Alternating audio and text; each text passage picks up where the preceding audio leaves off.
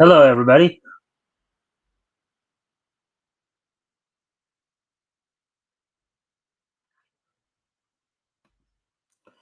Everything's all right there. So, anyways, we're just still waiting on some people to come in. There we go.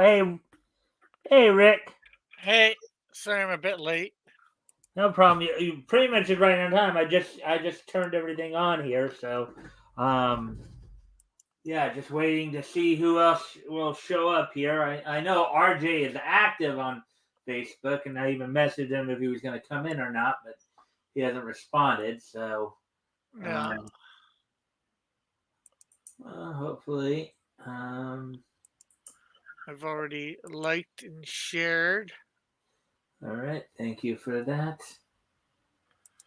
Popping out the chat.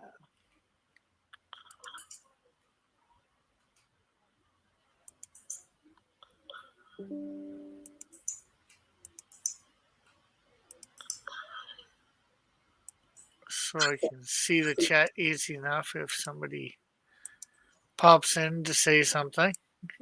Yeah, I'm just right now. I'm of course.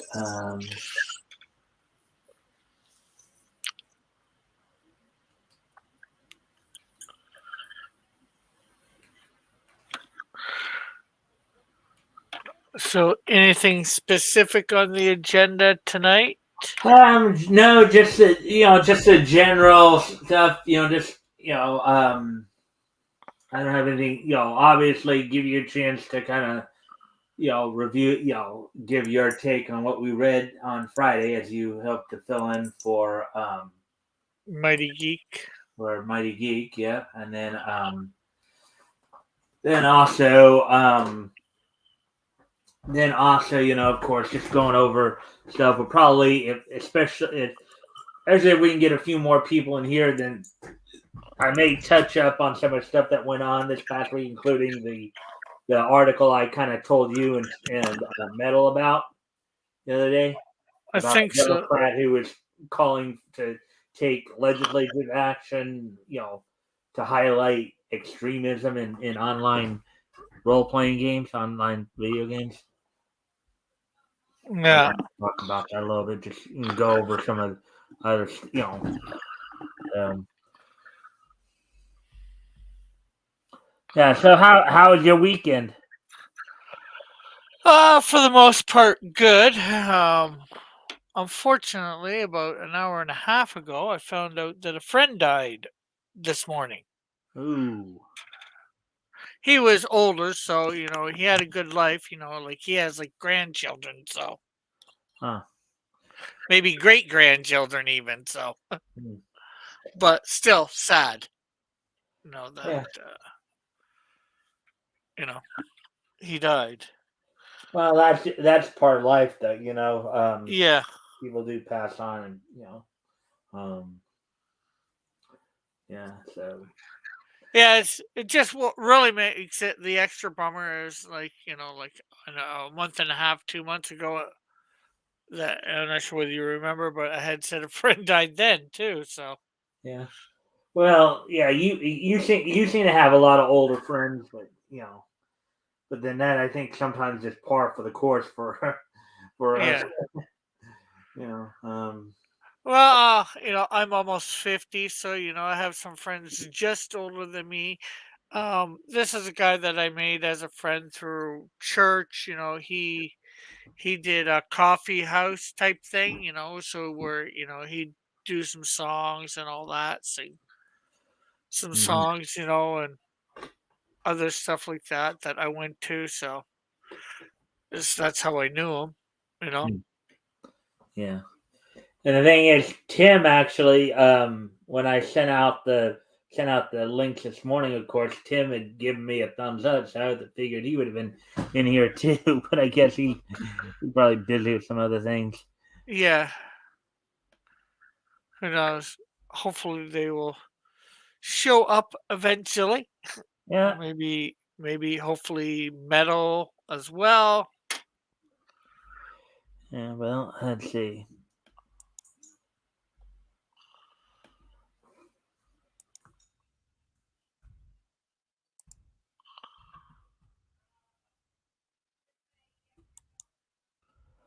I just messaged RJ again. If he was Yeah. on his way. So hopefully we'll get some people in here.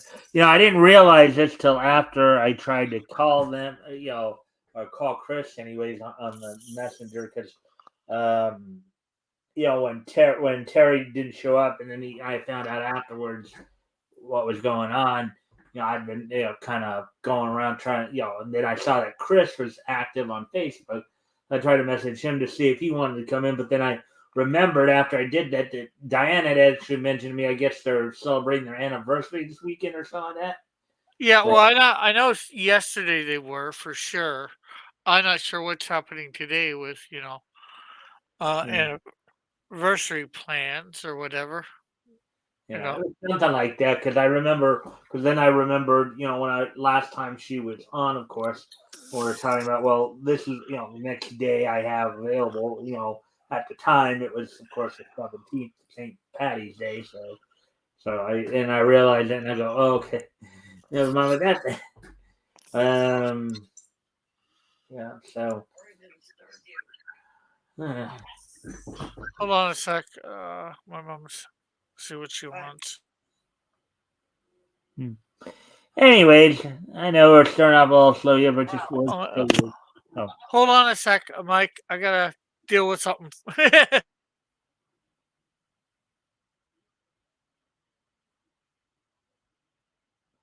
okay. Well, I know he's muted. I shouldn't stop me from talking now. uh,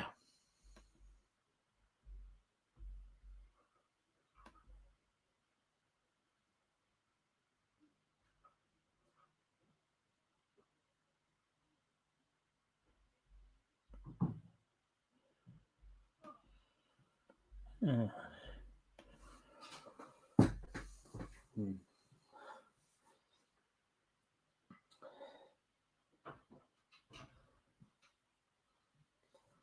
Walking in a town in a faceless crowd, need to feel the touch of a friend. In the countryside, I wander far and wide. Isolation gets me again.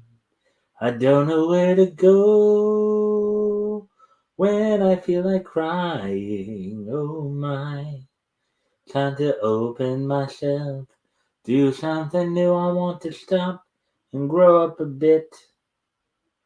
Then suddenly my intuition and my wisdom grow. And then I know that most of all, and compassionately, strangers wherever you go. Thank you for waking me up.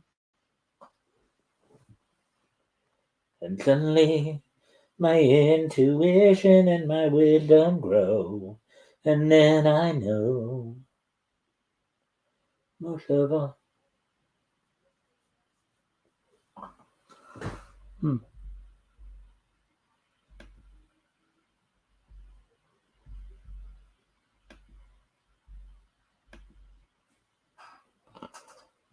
Hmm. Anyways,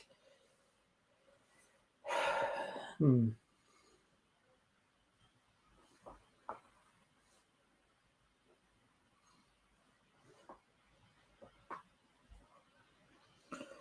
As we're waiting for Rick to come back, of course, we're just waiting for more people to show up for get in on the conversation here. Hmm.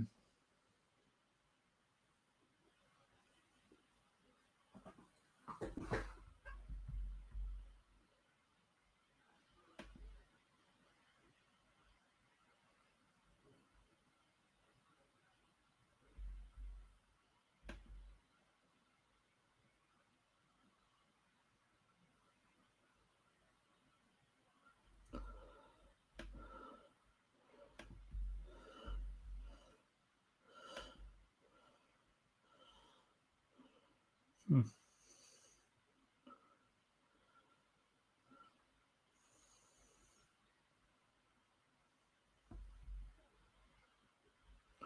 I know it's probably been a bit of a busy stretch because a lot of people have got a lot of their books coming out right now. Probably why we haven't had as Well, we do know that James Lee, our friend James Lee, he's been on here before. We know he went back to work.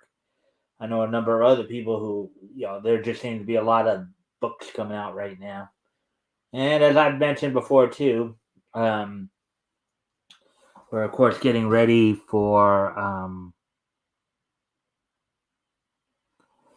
we're getting Uh, ready to. Oh, you okay, back? yeah, I'm back. Sorry about that. A friend, I got them a Ruko device, and I set it up for them, and they drove me home a couple hours ago, and then they were trying to go back to their TV, their cable, and they're a little bit elderly, so they don't get the devices Ah, completely. So I was trying to direct the best I could without being able to see how hmm, to do that, from what I ah. remember when being at their place earlier today.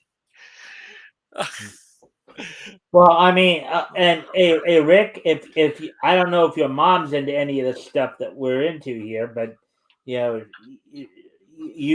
I don't know if you ever passed on to her that she ever wants to come check out what we do. She's more than welcome to come in as well. Yeah. She's not. She's m- maybe involved or stuff. Some of it, surface level. Because more because of me being so much into it. But for the most part, Basically, she's she's into it simply because she's supporting you. You're into it, so therefore she's supporting you, and that's the extent of her interest, right? Is yeah, that basically what you're saying? Yeah. Okay. sort of, yeah. Like when she was like, in her teens, she read comics and all that, but she hasn't read comics since, like the 50s or 60s. So Wait, really, she was reading comics from the 50s or 60s? yeah. Hmm. Well, she was born in 52, so it was probably more the 60s. Yeah, okay. That would make a little more sense because yeah, yeah. So she was born in 52, okay. Um Either that or some late 50s stuff. Probably late at the earliest late 50s, probably like 57, 58 at the earliest. Yeah, but probably more like in her teens.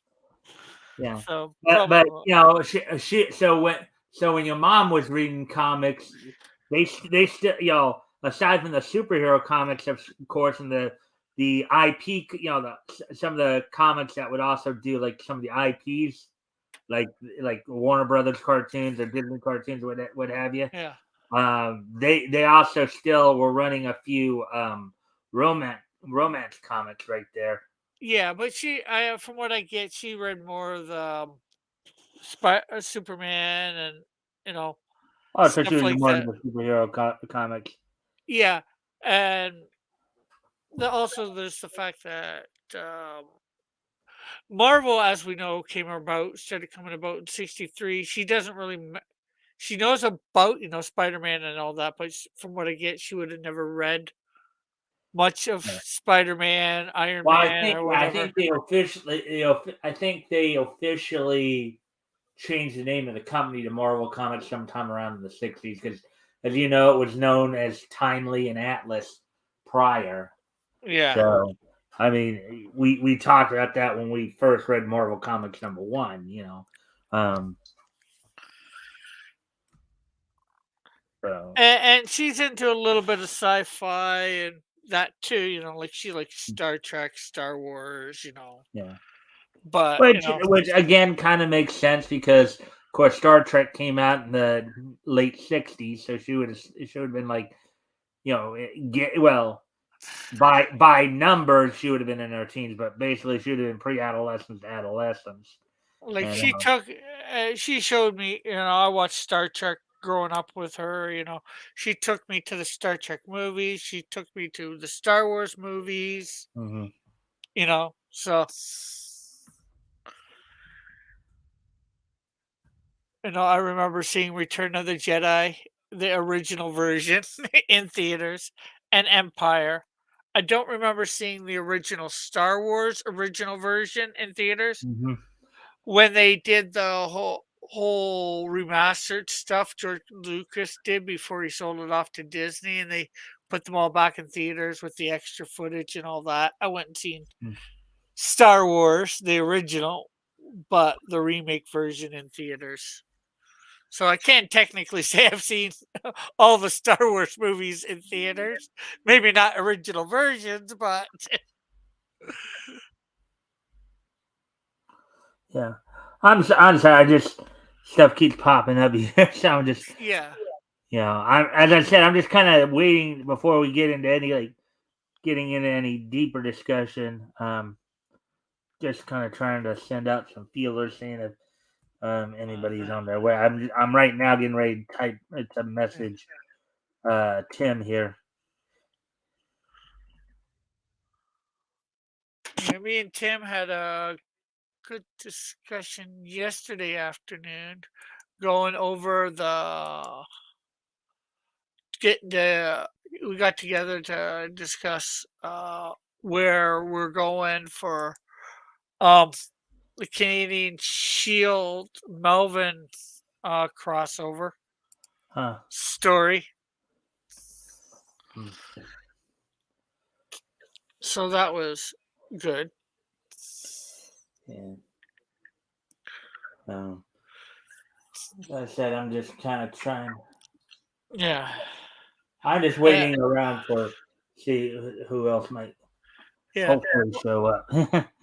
My mom would have loved to kept her comics. She's from like the 60s and all that that she got, but Mhm. my grandparents threw them out on her Yeah, I think that happens with a lot of I've heard that kind of story.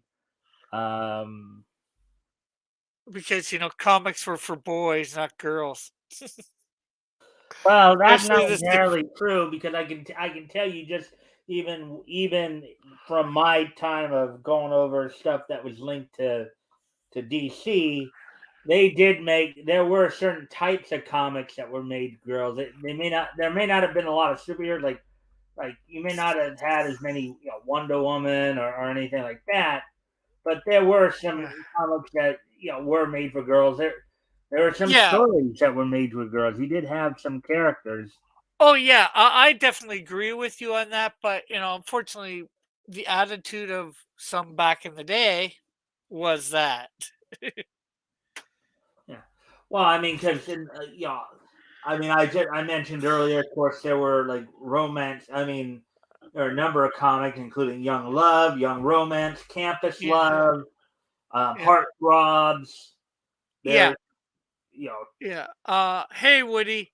Uh but like I said, my grandparents probably wouldn't have paid that much attention Hmm. to something like that. And I could see, my grandfather, her dad, you know, and my grandmother believing, that, comics are just for boys or whatever. Or Yeah. some Well, I especially mean, the you have to remember superhero too. ones. Her parents, your grandparents, were probably may have been from the generation that did give us the CCA. They, Well, maybe, possibly. I know my grandparents were born like 1909 and 1908, so 1952. So, oh, then they would have been having your mom kind of late at night because yeah. wait, Well, your my mom out mom, in 44 and 43 right there when you're according to what you just told yeah, me. well, my mom was adopted. Uh, My I think my grandmother, this was her second marriage. I think she had a miscarriage in her first uh marriage. I don't know what happened with her first husband. mhm. Um but and then, they adopted my mom when she was like 2, Oh, yeah. yeah. Yeah, because it was through Worthen's work in the late 40s there that gave us the Comics Code Authority. Uh, Yeah. yeah. Well, let's see. Well, Rick, I guess we do have at least two or three of us in here. So, you want to do a little intro real quick and maybe share any links you want to share with everybody. Well, I am Rick Piper of Cross Comics, as I believe Woody knows well. And I am on Instagram, Twitter, Parler, Discord, Facebook, YouTube, Vine, Rumble, as you can see right there under the heading of Cross Comics. I guess I could put a link in here to maybe my Twitter in a second Mhm. here. Yeah.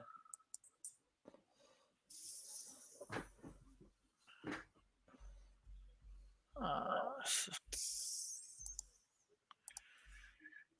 So if Woody wants to follow me, if he isn't already on Twitter, there is my link. Or anybody else? Got it. There are a couple of interesting comic release stories that came out this past week. I was going to probably go over, because I already kind of went over the Lori, the congresswoman thing there Yeah, already with you. I want to wait till we have a few more people to go over that again. Because I went over that with you and Metal the other day, so on yeah. this channel. So I'll just wait till we have a few more people. Oh wait, let me. I'm already there, Rick. I thought so. Yeah, still good to put it up. Then that way, even if let's say somebody watches a replay, they can also you Yeah. know and also to get the link that way too. So, but anyways, I'm sorry. Yeah. Yeah, so there were a couple of other interesting release stories that came out this past week. Um, let's see. So, Dark Horse Comics had announced this past week that they were reprinting the Hellsing manga in paperback form with more accurate translations. So is I that guess that's good. yeah that That sounds like a metal story. yeah, he'd probably be more into like I know he's probably more into manga than you are. And Yeah. then the other one was, let me see if I can find it. No, I saw it earlier. Let's see. Legendary Comics is crowdfunding a graphic novel adaptation of Mary Shelley's Frankenstein, starring Boris Karloff. Using the so apparently they did this with apparently they did this a couple years ago with Bram Stoker's Dracula as well, with Bela Lugosi in the role of Count Dracula. Oh And yeah. now with Boris Karloff, they're making a comic adaptation of the movies, more or less, is what it seems Yeah. like.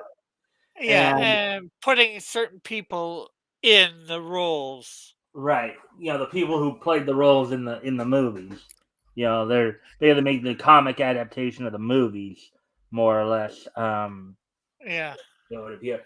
But I guess they released the Bram Stoker's graphic novel a couple years ago, and then now they're doing and now they're releasing both graphic novels as I guess kind of a package deal Yeah. too on Uh, that. Woody says Karloff was the best Frankenstein monster. Yeah. It's kind of funny because Dark Shadows also played into that a little bit. They had a storyline with what you might call kind of an artificial human named Adam. They had Adam and Eve who were both artificial humans. Yeah. Um, in that show. So kind of at the '60s version, of course, of Dark Shadows, the original. So What would be interesting to see is um somebody do Frankenstein with Frankenstein looking a lot like Herman Munster. hmm. You mean And somebody hey do man, like a graphic novel like that, like maybe do a a Munsters comic adaptation? well, not doing the whole monsters things, but do the whole Frankenstein thing and draw in for Frankenstein Herman Munster. Uh, Meadow saying I might be able to hop on in a bit, but I got to take this dog for a walk. All right, well, Okay. try to come in as soon as you can, because Don't talk about your mom like that, Metal. Oh boy, uh, oh boy, Rick, you're funny. Yeah, Metalness, I'm kidding, so I can get away with it. yeah. Well, you guys know each other well enough. Yeah, you can get away with that because you guys kind of know each other. But Yeah. some other, What he says, Herman Munster was modeled on Karloff's Monster IMOH. So that'd be interesting putting him in that, definitely. oh, yeah, I don't know if I mentioned this to you guys the other day either, but apparently, Gab, the social media site, Oh, had which I haven't been on in a while, but yeah, what about yeah. it? Well, they apparently developed an AI art program that kind of by Oh, you the froze there for a characters that second, allow Metal. you. Mike, you froze there for a second on my end. Oh, I So did. yeah, I don't know whether it was just for me or for everybody else, but I didn't hear exactly what you're saying about that AI program, about Gab and the AI program. Let me check. All right. I I know. I went over to YouTube for a moment because I want to. Might be past that by now, so Okay, it sounds clear to me. So, yeah. am I sounding better now? Am I Oh sounding clear yeah, now? like you didn't robot or anything. You just like froze for 2 or 3 seconds, and then Okay. everything's been fine. You know. Yeah. Oh, Join in my in humble opinion. in my humble opinion. Yeah. All right. Yeah. Well. Let me see. Let me go to that. Yeah. So what were you saying So, about Gab and yeah. AI? So they have an AI program now called Gabby. Gab's based AI artist de-wokifies April O'Neil, Velma, Tinkerbell, and more. You know how Hollywood's been like basically wokifying a lot of these legacy characters. Yeah, Well, I guess Gab has developed. In fact, why don't I just pull that up and I can just show you some of the pictures here that that they're done.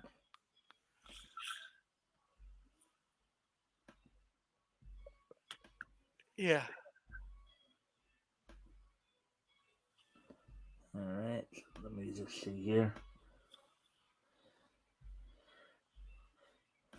See, these are some AI renditions of Tinkerbell and I guess Velma right there. That looks more like not sure who that looks like. It looks familiar for a character, but Yeah. Gab recently introduced its brand new AI art generator, Gabby. It's free to use and easy to understand. On top of this, it can be addictive and fun.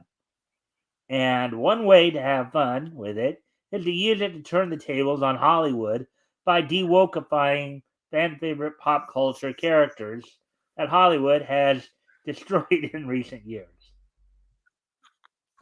So uh, Gabby, oh, go ahead. what he already has, as Metal says, he's gonna walk the dog, so he might be on after that. So hopefully he will. He probably will. Yeah. Anyways, Oh, yeah. So just going back to the so Gabby generated images of an Arthur Rackham style Maid Marian and a modern digital art style Tinkerbell. So here, so yeah, that one's made Marion for sure. and then this one Tinkerbell, kind of a modern digital art style. They're saying there. I'll just show you some of these pictures. And here's April. So April and the L. So on the far left there, that's what Seth Rogen did. Yeah, And The far right one looks like something out of like the 50s or 60s. Yeah, For that me. actually was kind of funny. I think they did mention that here. Somewhat. Let me see if I can um find it actually, because you're right. Yeah, right there. Meanwhile, Gabby generated some better interpretations of the character. Sure, they're still flawed, but they are a huge improvement over the official version of her. One of the AI generated pieces looks like a comic book illustration, sort of, and the other shows how O'Neill would look as a 1950s comic book character, which is best. So the one on the far right there, that's the one you're talking about, the 50s version. Yeah, the one in the middle almost looks superhero esque. Yeah, because of what the uniform they put her in right there. You know who it actually reminds me, even though they say here it's supposed to be April, but do you know who that? You look at the uniform there that she's wearing. Who does that remind you of? Jean Grey, a little Rogue. Rogue was where I was going with it. I was thinking Rogue. She Well, looks kind of. the red hair makes it, and the green, and sort of the yellow too. It looks like almost an early X-Men style uniform, Mm-hmm, and especially with the red hair, that would point to green Jean Grey. But I can see the rogue element there just as easy. mm-hmm. But those two AI look pretty good. Let's see. So here's another. This is Tinkerbell. So the one on Uh, the far left, of course, is what they did during the movies recently, and then the Tinkerbell for modern audiences compared with Gabby generated images of her. So Again, the one in the middle looks 50-ish, 50, 60-ish. And the one on the far right looks like something out of a fantasy novel. hmm, well, let's see what they have to say here. Um,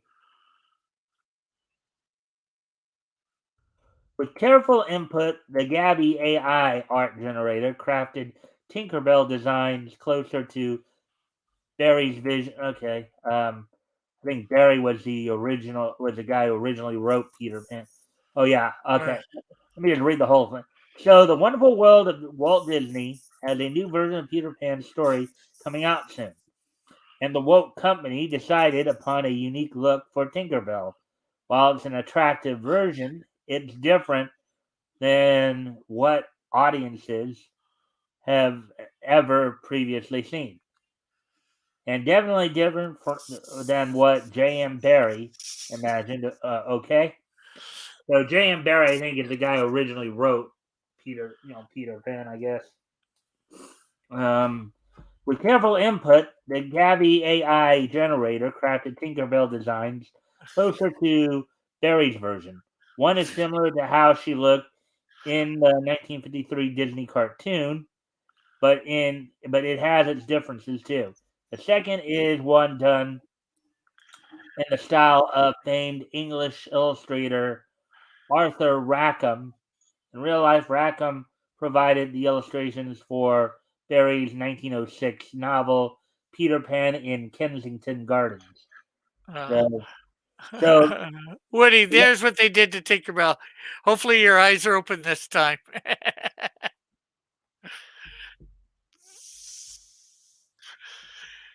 He's like, "What they did to Tinkerbell? I shut my eyes.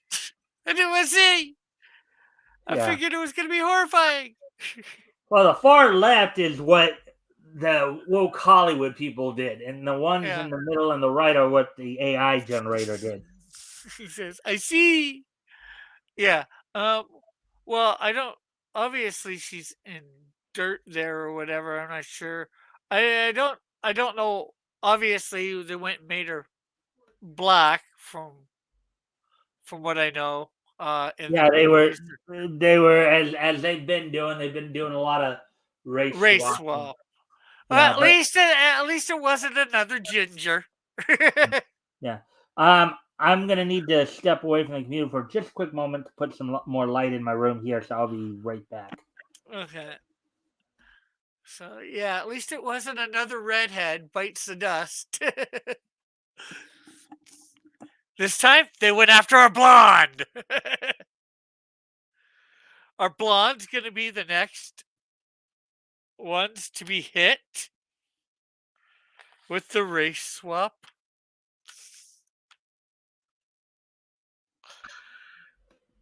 Funny though, Rick, how you mentioned the thing with the redheads, and I'll show you why in a sec. Well, this one, of course, was had Well, just we recently just had dropped. April O'Neil. We've done Yeah. before.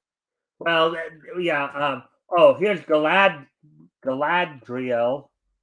Who is Now, I didn't know who Galadriel? this character was, but Amazon Prime Video poorly portrayed Galadriel in its failed Lord of the Rings: The Rings of Power series. There's not much left to be said that hasn't already been said. Besides, the awfulness of the show is kind of self-evident. Well, I wouldn't know that because I don't I watch. stayed away from it. Even for those who haven't watched a minute of the infamous manspreading. Oh God. Oh God. Another one of those stupid woke words. Yeah. Manspreading. I mean, I have I hate to imagine what they imagine when they're talking about manspreading. Oh God. No, what they mean is, you know how when a guy sits down, his legs are almost naturally, um, you know, do a V. He naturally puts his two legs a little bit far away from each other because he's got these things called balls that if he puts them side by side, he crushes them and hurts them. Yeah. That's man spreading. Because females, they can put their legs together without crushing their balls because they don't have balls. Right. I guess I can understand that, but let's just say the way they make that sound, it almost sounds like something a little bit more than just that.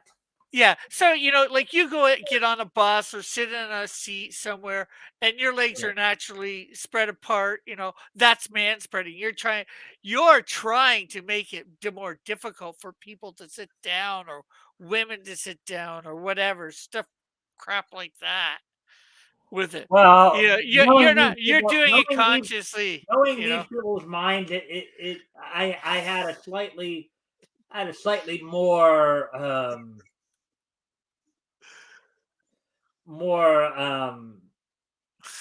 base or idea of what they meant by man spreading. Maybe something to But do with the butt. no, no, not necessarily that. Just it's something of a biblical nature if you think about it. Anyways, we'll move on now because you're not getting it, and I don't think you really want me to be direct about it in this case. Yeah.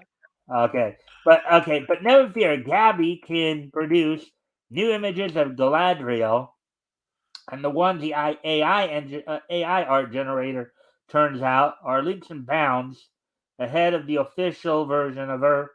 No more girl boss warrior. Instead, she's a royal elf. Adding a 1950s style to it puts it even closer to the source material. So let's see. The man spreading Galadriel on the cover of Up just a little bit so we can see the pictures a yeah, bit better. Yeah. Empire Yeah. magazine compared with Gabby generate. So I think Well, the image on the the left, not the F, doesn't look too bad to me. But again, it depends on what you're going for. mhm, Whether you're going for that regal look. This looks like on the left a woman that you don't really want to mess with. She's got mhm, her weapons and she'll f you up if she gets the chance or if you cross her. you right. know so that's plausible for some stories. Well, it's probably not Well, the one in good the for. the one in the middle there, the one in the middle there does look kind of 50-ish right there. Yeah, so I don't find anything wrong with any of those images. It just depends on what you're going for, and I don't know that character too well, so. And then here's Lara Croft. So the one on the left is, I guess, some of the more recent movie versions of Lara Croft versus a or couple. And the again, on the far right there, that's their attempt at a '50s version. But I know there was some criticism on the that. I was gonna say the one on the left, there's not enough there to tell anything from, really. And as much as I like 50 style, the 50 style Lara Croft, I'm sorry, it's just a no go. The lady The looks one on the pretty far enough. right, the Yeah, one on the far far right, right, I far think right. it's a '50s style version. Yeah, it looks nice and all, but that's not Lara Croft either, or anywhere close. Well, yeah, based on what little I know about Lara Croft and her, so I'll read this again. Lara Croft is slowly being reimagined for modern audiences. While arguably not as extreme as the reimaging of other characters, fans are noticing the changes creators have done to the character in recent years, and they aren't that receptive to the changes. The 2018 Tomb Raider movie, for example, underperformed. It's Gabby to the rescue. Well, not exactly in this case. Gabby had trouble with generating a truly good looking piece of art of Lara Croft. Regardless of the prompts, it kept producing CGI like Uncanny Valley output. I'm guessing that's what I guess some people call Cal art or whatever when they Yeah. said Valley No, output. I don't think so, but And when prompted to try a 1950s style, it didn't come out looking like the character. Um, in parentheses here, and there were a lot of strange things in the image. Still, it's better than the reimagining of modern Hollywood. uh, What do you think, Rick? In that well, case, like I said, the far left one, if that's the one that they're talking about for the Hollywood type stuff, there's not enough there to take a good look at the character.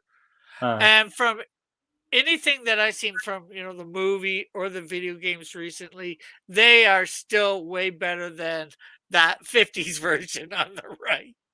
all right. And then But so I'm not sure what. here's the current one of the more current ones, Velma. So we have the one on the left, the one that's basically the Mickey Kaling and animated Yeah. form, and then you Oh, have a I couple. know. Now I know. the one that struck me as real striking is the one in the middle there. Yeah, she looks a lot like Barbara Gordon. Yeah, I mean it's very striking. It's almost like you kind of wish she could just come out off the screen for you there, huh? Yeah. Metal And says Tomb Raider is one of my favorites. I even rebought the entire reboot franchise on Steam. Pre-reboot franchise on Steam. Cool. Yeah, I have pretty much all of them. I have to play them in a uh, oh, I'm sequence. sorry, I didn't even realize. Hey, Metal, sorry about that. I Hey, hey, was hey. over on the other page there, so I was like, I didn't even notice you till just now, till I just came back in. But yeah, well, going over this one of the other articles. I was waiting for you to see. I'm also waiting to see if see if we get any more people before I go back to the article I was telling you guys about earlier this week about that Democrat who was going after the video games. Yeah, well, The one that I'd also harkens just have to back to say when we were all kids. that the Angelina Jolie Lara Croft Tomb Raider movie back in like 2001 is still the best video game adaptation made to date.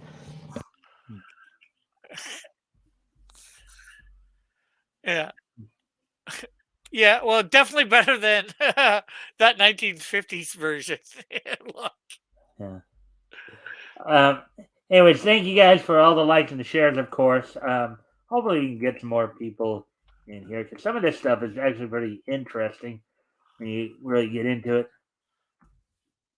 And I just wish even the with these count. pictures here, I wouldn't say that the one on the right looks all that much like Velma. She's pretty and all, but doesn't really look like Velma.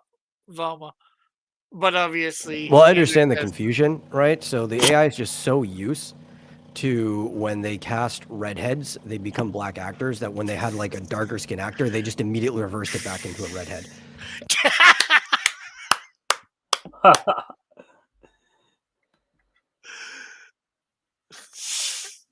Yeah.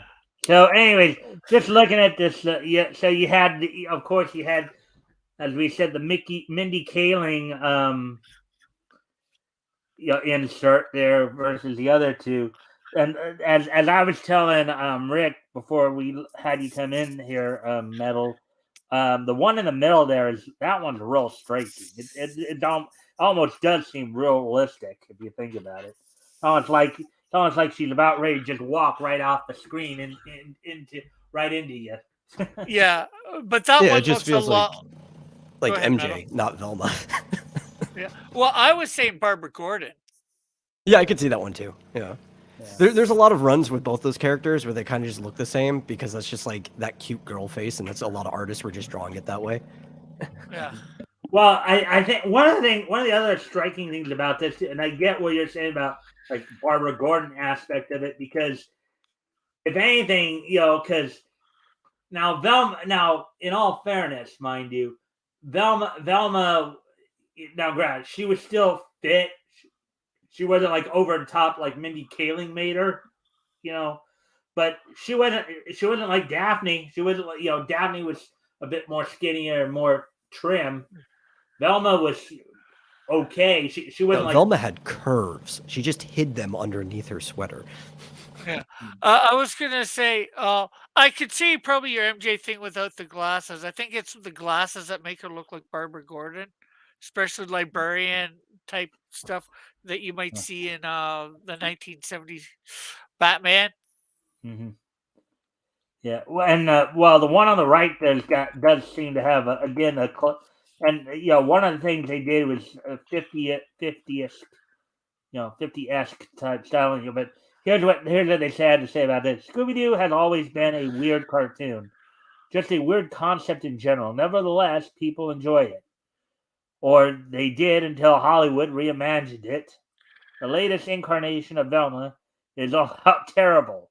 Her character design is awful, and so is her eponymous series. No one likes it, so HBO Max must have decided to renew it out of sheer spite. Or, as some people have commented on, they were originally contracted to do at least 2 seasons. That's the Gabby generated a better version of Velma. In all fairness, it's a reimagining of the original character, who was a short nerd. Yet, it's still closer to how she's supposed to appear than what HBO Max chose to go with. Undoubtedly, fans would much prefer Gabby's design than the current official character. All right. Well, let me Yeah. ask you. Let me ask you two. Would you agree with that? Look at the three pictures. Which Well, one? Which one or one would I you prefer? only half agree. The character doesn't. None of those really look like Velma. But I'd much rather probably the one of the two on the right. Probably, if I had to take one, I'd probably pick the one on the furthest right, just because like she kinda almost has the general shape, like her hair's in the right kind of shaping and stuff. Just like everything else about her features is wrong. Yeah. But it's Well, still better than the Mindy Kaling they version. even described her as being the short nerd. Yeah. You know.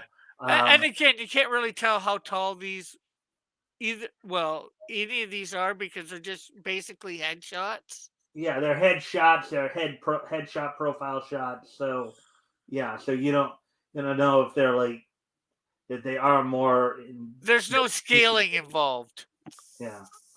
So, but as I said, the one in the middle is the one that really caught my attention. That one was like just striking, Yeah. very Well, the one in the striking. middle looks like she would, like I said, she looks like Barbara Gordon.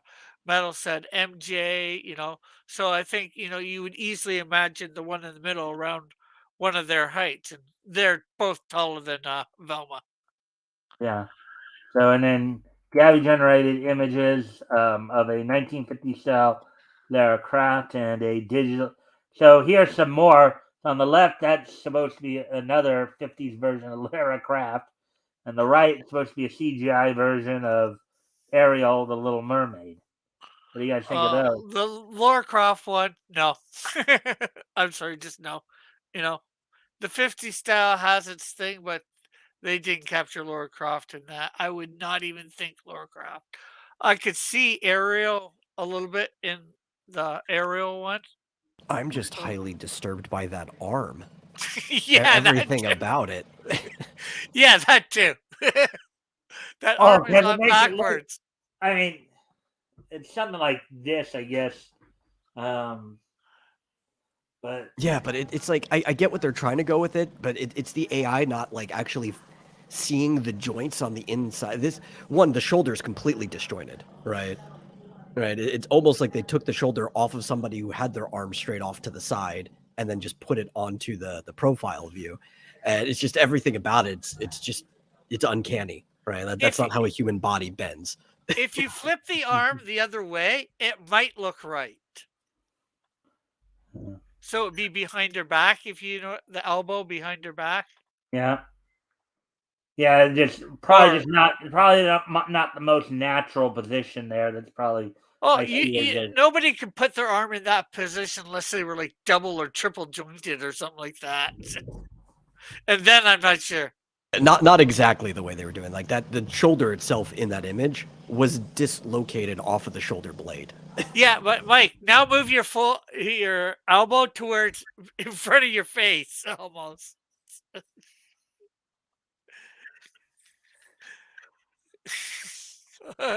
You're almost getting it, but the twist in the butt, there's not that One twist in day, the butt. one day these programs will understand how the joints in a human body work. yeah. But at least I showed that it's possible to be done even if you're not double or triple jointed. You know, granted, You it just showed takes a something lot of work. you Just showed takes a something lot of work close, to do. but not exactly to what that picture was doing. Hmm. At least not to my I almost want to take opinion. a show. This would actually be a fun live stream. I'd have to print out some pictures since I do almost everything digital. Or I mean, I guess I could just do it with a mouse. But I would love to like take AI art and then draw like what the skeletons on the inside of the art would have to look like for them to work. Yeah.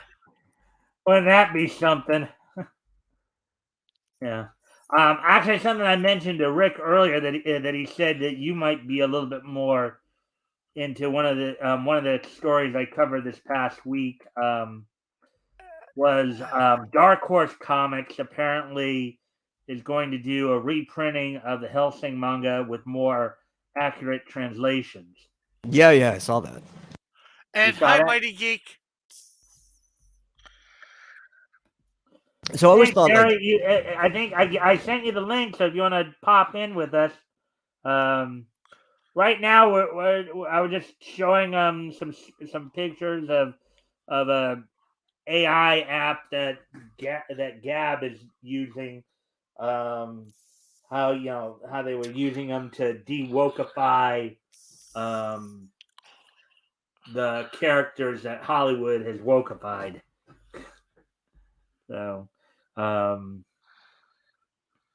yeah, I hope everything was all right, Terry. Yeah. Anyway, I need to step away from the computer for a moment, so if you guys want to keep talking.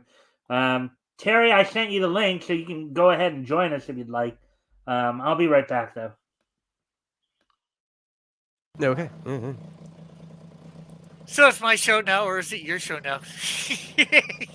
No, we're just we're just loitering by the convenience store. That's all we're doing. uh, Yeah. Well, I mean, here's so my did thing about you the hear whole. Oh wait, did were you you gonna? did you hear my comment about taking the dog for a walk earlier? Yes, I heard it. Okay.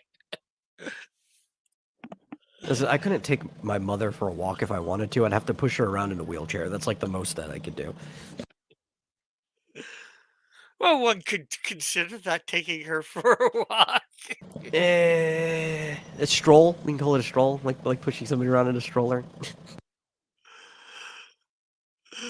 Uh, But you do need to get your sun. That's very important. Vitamin D. yes. No, but he was talking about the Dark Horse Helsing thing. I didn't look too much into it. I'm Oh, sure he'll probably talk more about it when he gets back to the computer. But back in the day when they released this stuff, they released it almost like a floppy. Right? They even yeah. kind of tried to resize it to be about the same size that you'd collect a floppy. Like I have some old stuff from Viz around the same time. They were all about the same format. It was basically just almost trying to be as big as like the Jump magazines in size, but chapter floppies. And I don't know if I'd want to collect those now. I don't know if they're going to reprint it that way or if they're just going to with the new translation, do it in like volume format, like a trade paperback. I think that would be better. I'd rather just pick that up if that was the case. But Helsing's a good one. The other question is, will they flip it so it's read like Yeah. That's another thing. American or comic, or will they keep it read like a Japanese comic? I personally prefer my manga, like my Japanese comics, to be in the original format with the translation because I just know to read it. I'm already used to it. I don't need it flipped for me. There is kind of like a charm to flipping the comics. I've been doing that with like my web comics that I'm doing in manga form, but I don't know. It's a delusion a little bit. Like I'd rather it just be in the original format and not flipped like they used to. Yeah, I'm Terry. trying to create my manga like that too. All right, I'm back. All right. Well, before we continue on here, I know that Metal and Terry have joined us. So, Yeah. you guys want to do an intro? Share any link? We'll start with you, Metal, since you were here first, and then we'll go to. You want to do a little intro? Maybe share some links and what have you.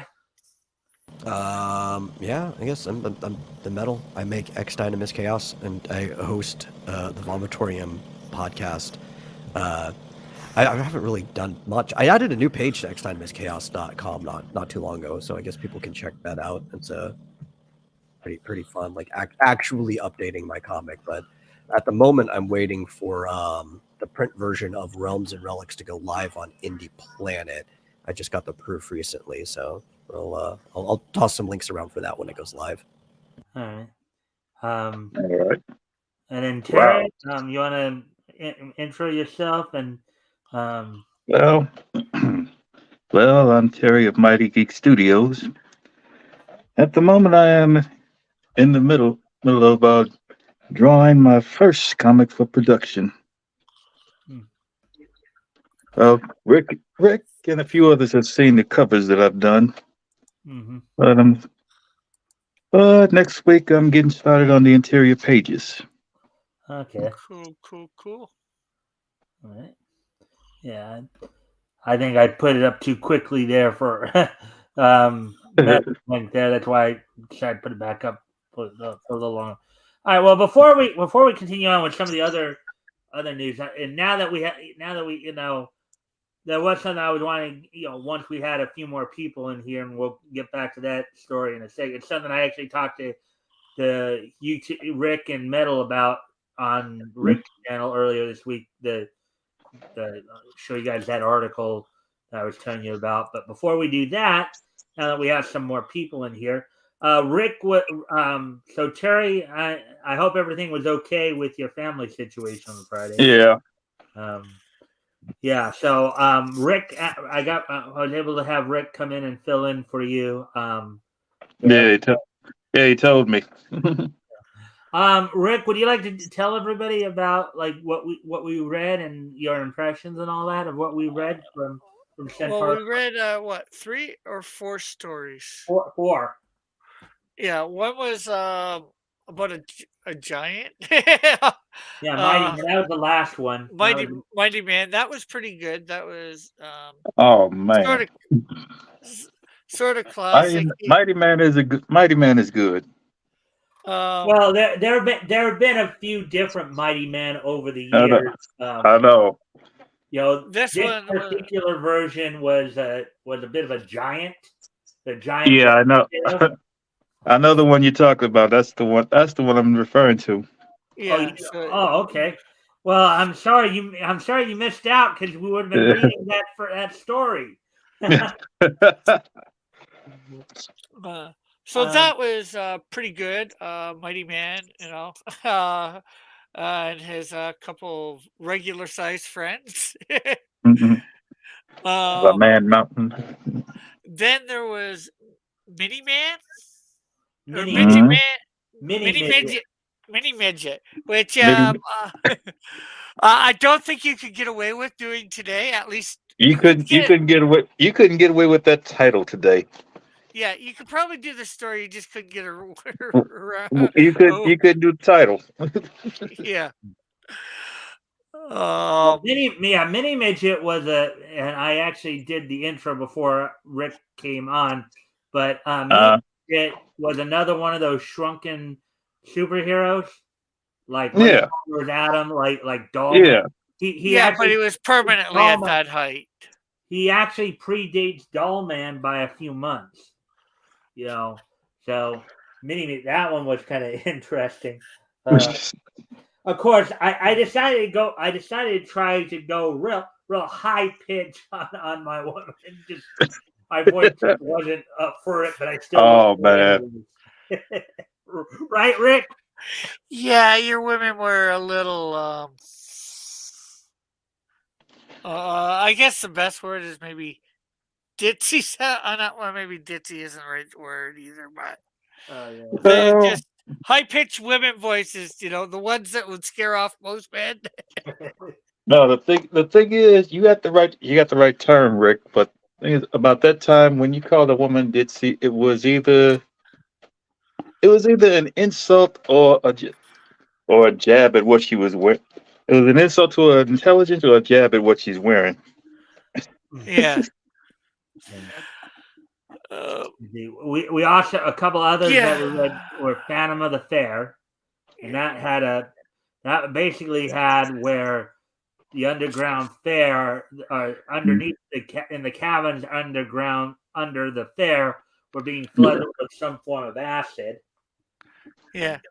The plot holes in that were as big as the underground caverns. No, that was actually meant to be a ripoff of Phantom of the Opera. Phantom Yeah. of the Fair. Yeah. Yeah. He seems a combination of Superman, Batman, I'll be back. really. Uh, He yeah, seems to and have some powers of Superman, but acts a little bit like Batman. Batman. All Hmm. all dressed in black with the red cape. Yeah. that's what. well, That's what. one of the things that But the thing I must say is interesting, sort of about him. You don't know his secret identity, or if he even has Right. Right. That's why I one. say. That's why I say he's a rip. In some ways, he's a ripoff of the Phantom of the Opera because you don't know who the Phantom is. Yeah, but eventually you find out. I think for Phantom Yeah. of the Opera. Yeah. You find out at the very end. but yeah, well, also one of the things that we were also pointing out too is how they spelled Phantom in that particular title. They spelled it with Yeah. a instead of a PH. But I think It, it was more with the alliteration or whatever, Phantom of the Fair and all that. right. The F the FF they want it. Yeah. Yeah. And then the other story we read was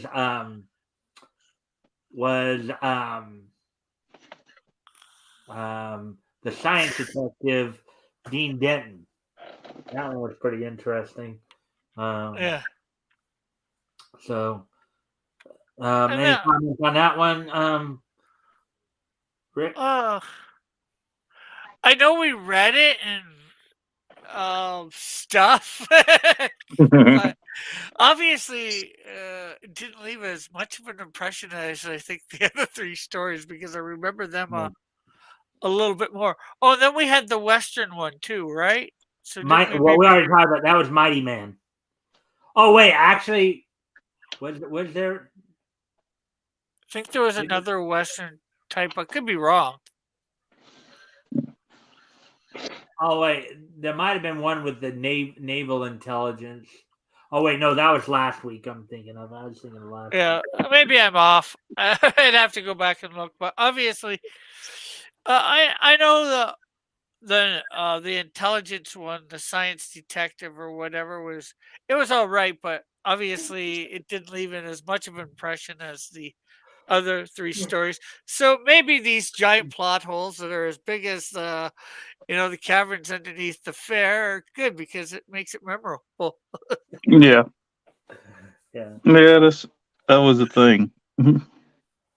Yeah, well, as we read these, Michael say, I find all these plot holes. I'm Well, back yeah. and I have food. Well, think about it though. That's the whole. That's part of the thing about looking back and just because it's like you get to see where we can you get to see how the comics industry kind of grew over time. It's like Yeah. yeah, we some of Well, the writing, some of the language usage is better there than today. Maybe the yeah. plot, maybe you do have bigger plot holes back then, but that's because we're still fairly early in the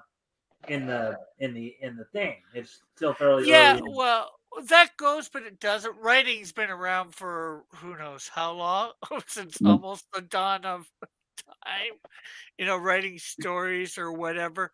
So, people would know about leaving plot holes those that big in stories. They obviously, I'm not sure whether they cared or not. I shouldn't say, but it seems more of and I think I've pointed this out before, more the the the companies that cared about the plot holes seem Mhm. to have survived. I could be wrong Mhm. about that. You know, Well, that's yeah, just a territory overlooked. What are you talking about? Marvel's still around. closed down 40 years. Oh no! See, Marvel is starting with they've started the plot holes. Marvel's always had plot holes. Well, Rick, did you ever tell Metal about your first impressions of Namor the Submariner from when we Oh, read? oh, I'm pretty sure he's heard it. That straight up villain. I didn't think they had those types of stories back then, Mhm. where the focus of the story was the villain. Yeah. Oh, they did. You have to understand that Namor himself was. You couldn't call him a villain because of his position. Oh, I will. I I'll saw No, him stick more as to my like guns. Well, like a yeah, Philip II type character. when Rick and I were discussing that uh, when we read that story, I yeah, pointed out that it's one of those situations where one person's villain is another person's hero. exactly. Because if I don't know if you actually read the story, but oh boy, I think okay, I got a message because I think Tim I think still getting a little confused on the difference between Sunday and Friday. Hmm. Um, But Rick, are you trying to tell me that Alexander the Great is a villain? I mean, Great was right in his name. He can't be a villain. Yes, he can. And I'm not talking about what's the name of it? Real people. I'm talking about uh, a story in comics. Not exactly something I would expect to see a straight up villain, especially in that time frame. Back in the like 30s when they're starting this stuff out. It just was. It was a bit surprising. Well, you have to understand the conqueror is always the villain. Yeah. Well, it's not because he's a conqueror. It's just the way he went about things too. Hmm. I guess. But here, I don't know. something I Do you said. think you can be a conqueror and be a nice guy? Like, do you think Yeah, these two things go together? not really. That's why I say that when you write a story about a conqueror, the conqueror is going to always be viewed as the villain because he's taking over other lands.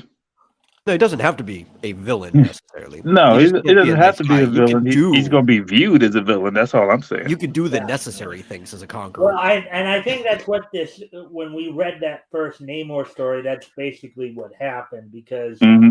um, the thing is that what the points they were making was that his people were actually calling him to go to war with the surface Right. world because Right. they Yeah. felt that the surface world had done them wrong. So Right. they wanted their Prince Namor to go up and conquer the surface world to get revenge for all the evils of the surface world, which Yeah, we but see, know they were kind of calling played him to out do even this. well into Namor's lore. They were sort of Mhm. calling him to do it. Yeah, I get that, but he wasn't conquering. He was just going out and, You're right. I guess, instilling or getting vengeance, revenge, however you want to say it. And sort of speaking of that story, something I got a couple weeks ago, a reprint of part of that comic, which Are you, has that Uh, story in it. you found a reprint of that one? Oh man, Not the you're whole lucky. thing, but actually, it was given to me. Mm. It's Oh got man. it's got the Human Torch story in it. Mm. Yeah, and if you remember, it was like it's like those three stories: the Human Torch, um, Namor, and then we didn't get to the Kazar story, but I am going Mm. to try to read the Kazar. Go back and read one. And next time we do get to Marvel, when we do get to Marvel the next time, aside from the newer books, I'm going to go back to that and read the Kazar story as well, just because I wanted to read all three because of the origin. Now, the Kazar that debuted back in Marvel Comics #1 right there, actually ended up being completely different from the Kazar that we all would come to know later. The one Yeah. that was featured in the X-Men the animated series. So Yeah. And then, here's the Submariner one in there too. Mm. So I think that's the only two in here of this for this reprint. Yeah. well, you remember too, Rick. A lot of these comics back in the 30s had the Yeah. ones that were like superhero or action adventure anthologies. They were like had like 7, 8 of the stories, whereas the ones that were more humor oriented, they had more stories but just less pages per story. Yeah. But yeah. I just thought you guys might find that interesting that I Mm. have that. And like I said, it's only got two of the stories in it of that Marvel Comics #1. So, like I said, it's only a partial reprint. Yeah. But when I got it, found out I had it, I thought it was just funny with having read it a couple weeks, 2 or 3 weeks or a month or 2 before that I got it. Yeah. Well, anyway, so now we do have some more people in here. So, what I wanted to, and I did kind of discuss some of this on Rick's channel the other night too. One of the stories I covered was something that would be reminiscent. Oh, Tim's here. Hey, Tim. Hello. What's up, Tim? Hey, Timothy. Yeah, That's Timothy. Tim. I send out the link Timony. every Sunday for everybody to join us. So Sunday Yeah. is panel shows. So you can come on the Sunday shows every week. When I have you figured. scheduled, I have you scheduled for the co-hosting on Friday nights for the So just so Yeah. you know, Now you're like, are you going to stop by? I'm like, wait, did I forget something? I obviously sent you the link this morning. Yeah, he's just gonna send you the link no matter what, and then you can Yeah. decide. on Sundays. But you are scheduled to co-host this Friday, Yeah. and we'll be going over Fox Feature Syndicate. So I have you this Friday. RJ is scheduled next Friday when we introduce Lev Gleason to everybody. And then Metal, I have you scheduled for April the 7th when we're finishing up September 1939. We'll be reading through Quality Comics, some of the books that came out of Quality Comics there, as well as introducing everybody to the material from Standard Comics, which at that time was known as Better Books. And eventually that company was known at one time as Nador as well. And Seems then, like they didn't really have an official title for any company, did they? Yeah, Huh? DC. Well, I mean, they Well, changed well, even back then, DC went under the name. Well, DC had like 2 or 3 different. DC went under National Comics for a while. Right, Yeah, that was one of them. but it's Detective still Comics Incorporated. Mm-hmm. yeah, Um, but we still see them as even back then, we still see them as DC where, Marvel was under Timely, but we don't acknowledge that. We acknowledge but don't acknowledge that it was Marvel. well, We don't acknowledge Timely or Atlas as Marvel. yeah. Well, okay. You guys know the site I use as my base, right? Yeah. The one that Sort of, says yeah. Mike's Amazing World of. Now that's not my site, mind you. That's another guy named Mike, but I use that as kind of my base. And of course, they use the names that most like DC, even though there have been several.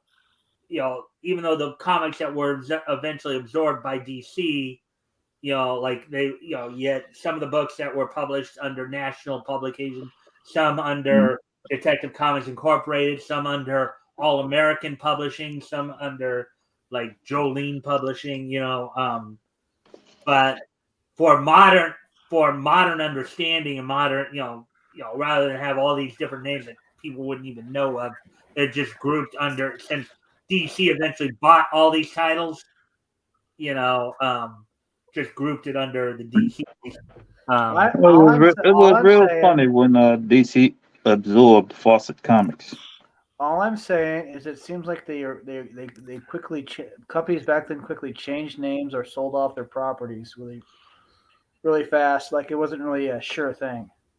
Well, of course not. You have to remember this. We're still looking over stuff from 1939. That was still kind of in the infancy of, I would say it was infancy, maybe getting into the toddler age of comics at that point, because you did have to start having more of the companies start coming out. Now, Centaur, who we just went over this, that Rick and I just went over this past price, the books that went on sale in September 1939 with Centaur. Centaur would eventually start to close down in 42, and then it would kind of continue as Chesler for the next couple of years, and then would be totally gone, I think, by the late 40s.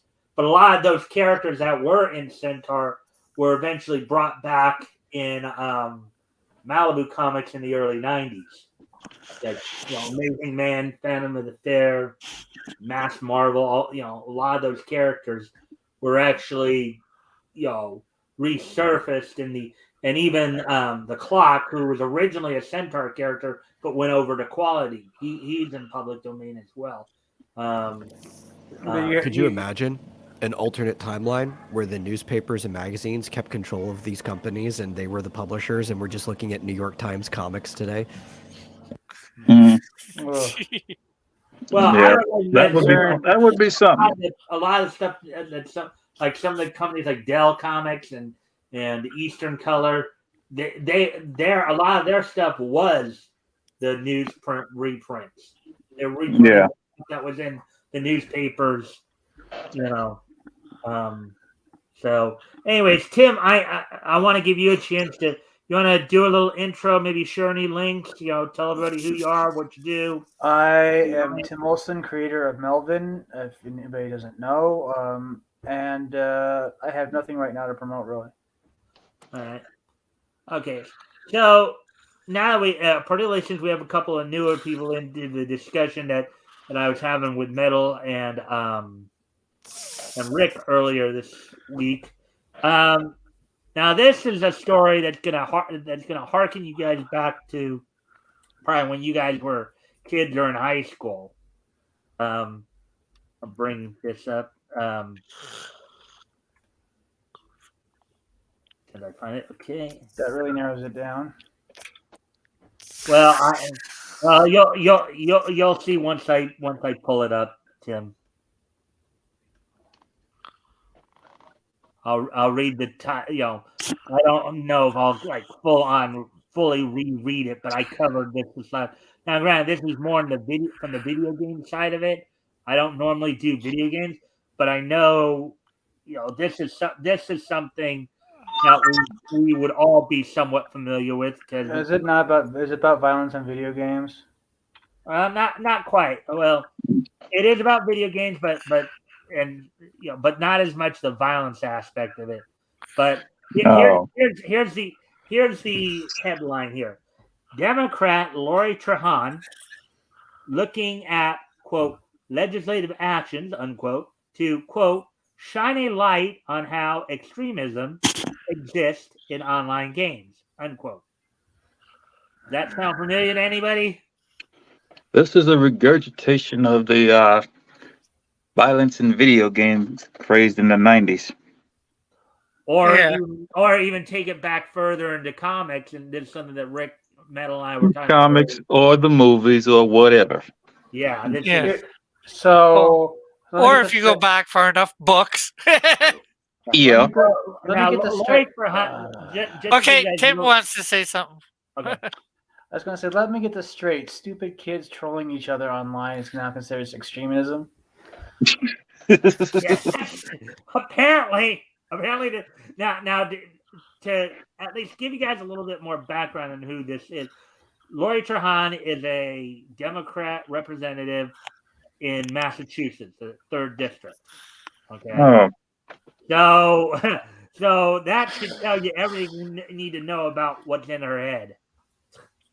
Okay, but we'll read portions of this and get your commentary on it here.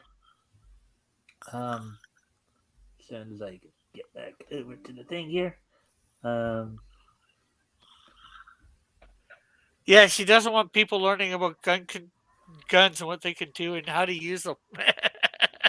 U.S. Representative Lori Trahan revealed she's looking to pursue, quote, legislative actions in order to tackle what she considers extremism in online games.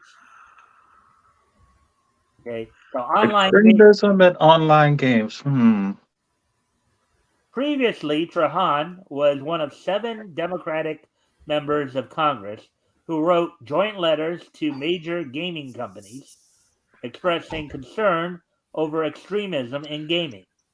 The letter was sent to Activision, Blizzard, Electronic Arts, Epic Games, Innersloth, Microsoft, PUBG Corp, Riot Games, Roblox, Sony, Square Enix, Tencent, Ubisoft, Valve, Take-Two Interactive. Did I was somebody? gonna say, can she explain what she means by extremism? Although I think that's about what's happening in the. Oh no! It's a pink teddy bear with what do you call those Well, belts that have bullets on them? well, Oh, Rick, well, I'm probably about to read the answer to your very question here. That's the face of extremism right there. Okay, so the a letter. pink teddy bear wearing a gun belt. All right, guys. The letter was prompted by the ADLs, which is Anti-Defamation League, Hate and Harassment in Online Games 2022 report, claiming that 20% of adults and 15% of young people surveyed have been exposed to white supremacist ideology. First of You all, know, you have to define that. yeah. And And how the heck do you know they what really color the don't person here. on the other end of that gun is in real life unless you have asked them? Or character, I should say. 4 in 5 adults and 3 out of 5 young people had also experienced harassment in online games. Oh, go figure. Mm, In the Not that so I letter, you, condone it, but Trahan and her cohorts called on the gaming industry to be more open about how they handled "quote unquote" extremism. I'm not even sure whether that paragraph before really describes what they mean by extremism. no, it doesn't. And secondly, once you go online, the developers no longer have control of what is said. Mhm. It's kind of like they're just like looking for a scapegoat for the lack of good performance on their job. Yeah. Yeah. Well, I think because they do mention some of the stuff they're talking about here. So let me get through these next couple paragraphs before you guys. Yeah. So in one of the letters addressed to Activision Blizzard CEO Bobby Kotick, obtained by Axios, Trahan and her Democratic comrades, like the word there, comrades, Bunch of Yeah. freaking commies. asserted that online games are, quote, are widely used spaces where millions of people overwhelmingly report experiencing positive social behaviors and find a sense of community and belonging with other players, which is true. I mean, Is that what the video game companies are saying? Mm, well, no, this, No, that's apparently, what the Democrats are saying. just saying. The no, people. no, That's kind of contradictory. That is well, what okay, some of the no, video game companies are saying. okay. Okay. Let me read it again. So, in one of the letters addressed to okay, yeah, you're probably right, but you're probably right there. But I think there's a however here. However, in the next sentence, they also claim online games. So you're right. It was Democrats. However, in the next sentence, they also claim online games are, quote, spaces where hate, harassment, and extremism Oh my can god. proliferate, and we are concerned about the total volume as well as reports of these negative encounters. Unquote. Now, when I was talking to Metal That and shit's retarded. So let me get this straight. Let me get this straight. So I'm an asshole. Excuse the language first. First and foremost. So I'm the asshole if I called Tim an inexperienced noob for not backing me up while we were playing the game. Oh no! You didn't call me that. Yeah. Eh, That's what they're saying. That's basically what they're saying. okay. Extremism, we have no idea what they mean. True. Hate and harassment. Yeah, we can probably get those. So We can get okay, those, but the thing Well, is, it you does have say to it later understand in the story, but context of the game. but, Because if you're playing something like, let's say, World of Warcraft, there's going to be a lot of explicit said because of a mistake that someone's made or a online. combination of someone people have made while playing this Hey, game. guys, look at what he just said Can right we here. turn off again the online gate? on later gate. Yeah. But Um, you know, but okay, guys, there's something I want. When I was talking to Rick and Metal the other day, Uh, Metal made a pretty interesting point about all this about the children argument. Metal, you want to clue everybody into what you were saying about that? oh no, they're not going with that argument, are they? No, they always go with that argument, though. It's the reason they go with that argument is because they know people care. Like deep down, even if Yeah, you're like an apathetic person, pretty much everyone cares about children. So it's an easy yeah. way to get tyrannical like power over something. Like it's a good way Hmm. to seize power you wanted anyway. Yeah, They've been doing this for a while. It's not they've just they've been Democrats. doing this since since the If you follow 40s. the game industry like I do, right? It is one of the things that I have to follow for the type of stuff that I cover. Sony and some of the other corporations have been already moving in this direction before the politics have caught up for a while now. Mhm. Sony's got like really harsh guidelines for making it onto their platform. It's like a 6-month long admission process. They've been doubling down on stuff said in the chat. So actually, technically, recording your party chats if you're Yeah, talking right. through like the Sony online chat and stuff like that. And now they're getting involved in Discord as well. Yeah, I think what you're saying is that the gaming companies have had somewhat of a similar reaction to what the comic industry did back in the late 40s, early 50s when Worthen was coming out with his studies and all that, and claiming that comics were leading to juvenile delinquency, and rather than wait Yeah, for the government to come in and try to tell them what to do, they just started censoring themselves. Yeah. yeah. right. We all Now, know that there's only one thing that actually leads to extremism with online gaming. and that's lag. Yeah. Yeah. It's I was gonna. I want to point out something. It's funny that they worry about the children when it comes to this, but they allow all kinds of weird stuff to be taught in schools, and they don't care about the children then. Oh I yeah, was just about to and of say that. course the I was and of just about to course say that. and they're not worried about these drag time story hour stuff that's going on. Right. But I was gonna say harassment. Metal will probably know this better than me, or probably any of us here. But in all these, online game type things, or most of them for sure, they deal with somebody reporting harassment right away, and they take it seriously, right? Or Yeah. Oh yeah, yeah. Yeah. Well, that's what In they fact, said in the article here You too. can have your entire account banned for harassment. yeah, so it's like harassment is, it's dealt with. It's dealt Hate, with. and I'd say hate is probably the same nowadays, depending on what you want to go by meaning hate or I guess harassment maybe other than the harassment outside of the game somehow. no, if anything, On they're too Twitter clinical for with it, right? They'll ban things that aren't even worth banning just to cover their own tail. It's like, oh, Right. it was remotely close, banned. Mm-hmm. Yeah. Guys, catch They what should. that's what Woody just said there. WW3 to destroy planet women most affected. yeah.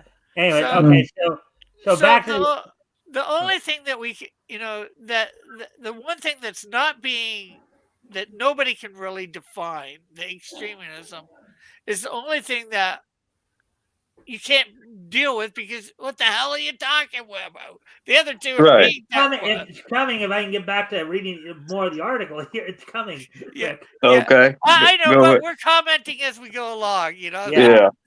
That's what this is. Anyway, it's been kind of proliferate, and we are concerned about the total volume as the increase in player reports of these negative encounters, unquote.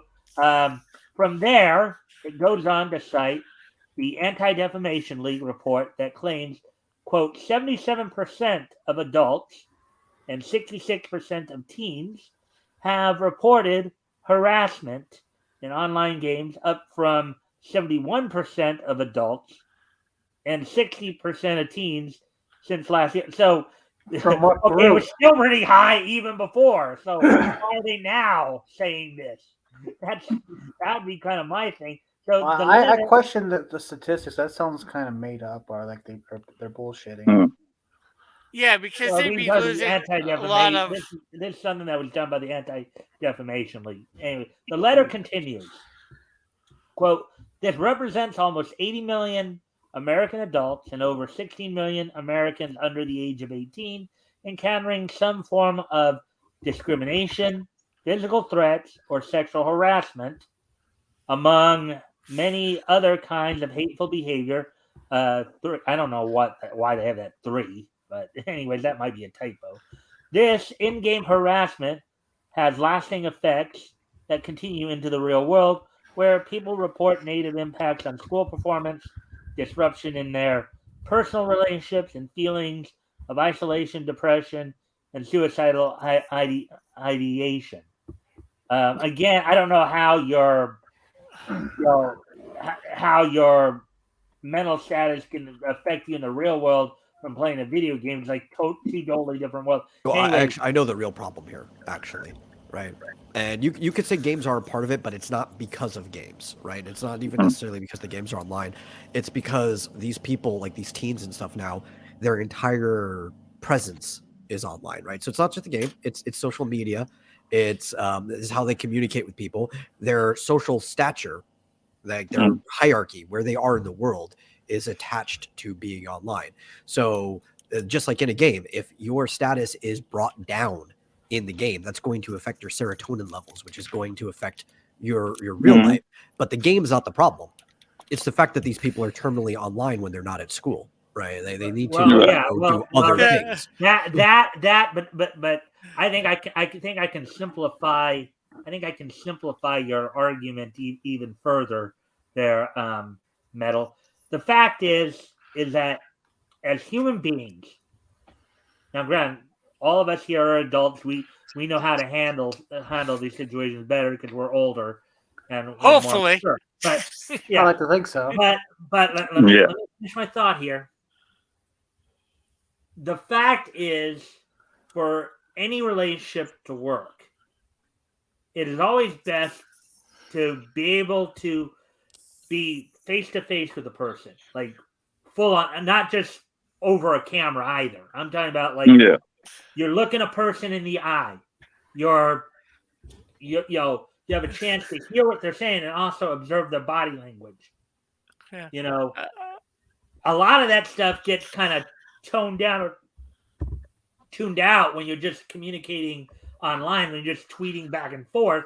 You know, you're not Mhm. seeing the person's physical reaction to something. And I think it's like I think partly in order to have empathy, you need to be in the presence of other people for you to properly develop empathy.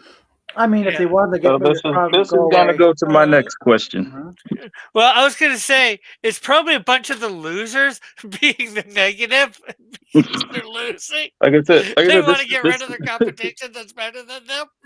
yeah. There's There's that. there are type of people online who get Mhm. kind of a kick out of just bothering people, and it really True. doesn't. And it really doesn't do anything for their lives. They enjoy just being an irritation to people. Hmm. And they Uh, know they know that since the thing about online too is that we're supposedly quote unquote connected to the whole world. It's like they can if you sit there as you guys might put it, troll somebody online, they can't do. It's not like, okay, if I was to go out of my neighborhood and try to troll somebody, if I got on their nerves enough, they'd probably knock me on my what. Yeah. And goes But I on, love trolling. but if you're talking to somebody, through social media or online, that's, let's say, like, look at where we're all at.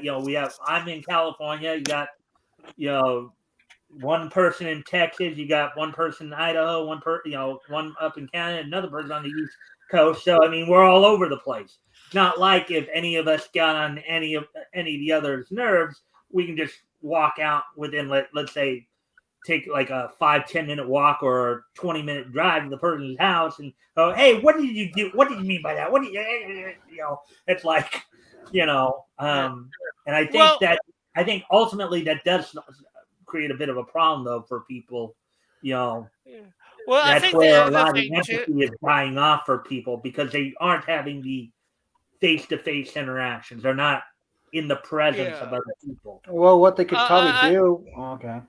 No, go ahead, Tim. What they could probably do is just go old school and just do away with online gaming if that's such a problem. Yeah. I was going to say the It'd problem be a is lot too, easier. the problem is too is that a lot of these people might not be used to losing, Hmm. and they're sore losers. No, We've all you're gonna come across that anywhere you go. That's Yeah, that's part that's but, part of the system. that's Or that's part of life. That's part of life, handling defeat. yeah, And but handling, Yeah. I think we all here have learned how to lose and lose somewhat gracefully most of the time. Yeah. well, some of But these. this Mhm. recent generation has not learned how to lose and lose Oh, yeah. somewhat well, gracefully. okay, No, they haven't. that I think that goes towards messaging though too, because again, you have this. If you're specifically talking about this current generation, right? This Hmm. is a generation that's basically been told that nothing is their fault. It's always somebody else's fault. It's either the You're rich old white special. man who's too greedy, or it's the conservative Christians who say that that LGBT is evil because it says so in the Bible. It's like Yeah. they it's like and it's kind of funny. I was even mentioning this to somebody the other day, and I know that Tim, some of you, I don't know if everybody here is a Christian or not, but you might agree with me with what I'm about to say here. So in the Bible, in Isaiah, he once prophesied that there will come a time when right will be called wrong and wrong will be called right. And I think we are in that time. Well, Yeah. I'd like to rebut that by saying if that was the case, then people wouldn't be getting upset about it. Right. Well, you I think look that at time comes often. yeah. Well, especially nowadays, it's more if you look at the mainstream world. Yes, there are people that are trying to fight against it and let people know that they're not. Right is right and wrong is wrong, and not the reverse. You know, so that time I would agree with Mike is here, but of course there's probably always going to be somebody that fights it, but that voice is actually it's hard to say whether it's winning or not. It's coming Yeah. against it. Yeah, but anyways, let's move on with the article here. Next, it points to, in smaller quotes here, identity-based harassment, unquote, noting that quote, this identity-based harassment has intersectionality with the amount of conspiracy theories, and there's where the extremism comes in right there. The amount of conspiracy theories and misinformation reported, where topics such as Holocaust denialism, anti-immigrant rhetoric, and COVID-related anti-Asian sentiment are still prevalent.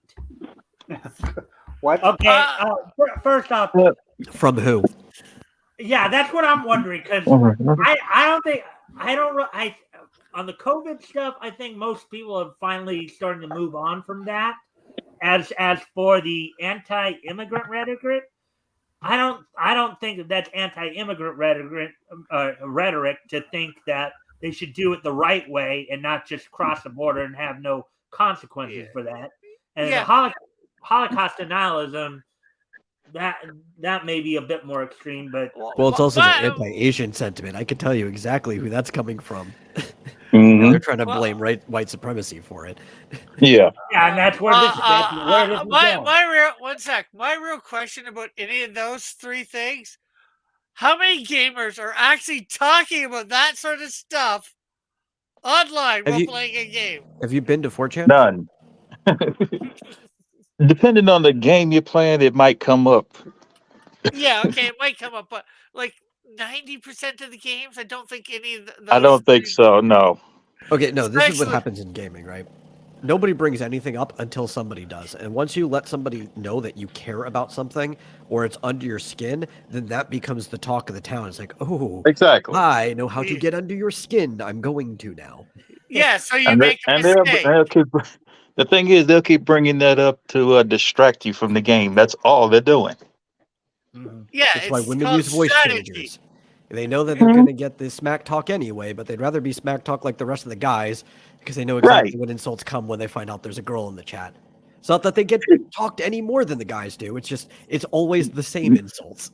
It's all most of the time when girls come into a gamer chat, it's like, shoot, these guys are getting under each other's skin, cussing them out, making them screw up, and the girl always feels offended with about 10 minutes in. Oh, And then I'll she give your raised. panties and a nod. Is it that time of And the then month? Like it's always the same insults. it's exactly. The thing is, they really don't care about your gender, what you believe. They're using what you tell them as a way to beat you at the game. That's all they're doing. First off, let me ask you this simple question: does anybody really know who is who in an online, game? Well, in shooters, there's people voice use, chat, people so use you can hear the avatars. voice. People use a Yeah, shooters online said identity, but it's not always. It's not always You could have Most- a voice. a true identity. most there's- online games do have voice chats, but There's you probably- won't know if the player is male or female until they speak. Yeah. If there's no voice chat involved, you'll know a player is male or female by the words they use. That's You'll it. immediately know the 12-year-old in the room because he'll let you know before anybody else starts speaking. Exactly. Yeah, well, I was going to say 3 or 4 ways that you can know if there's something in their profile. If you've looked at that, Right. Right. Speaking, Yeah, but that could be a lie. yeah, true. Yeah. Rick, Yeah, Rick, do you remember what happened to me about a year or two ago? not exactly, but Geeky Pixie. oh, Oh. Yeah, but I'm just saying. Okay? No. If somebody No, is the on profile may not always be true. And I did look up, and I even could have sworn that I found their profile on Facebook and found pictures. And, well, Do you know how many no. different people I am on the internet?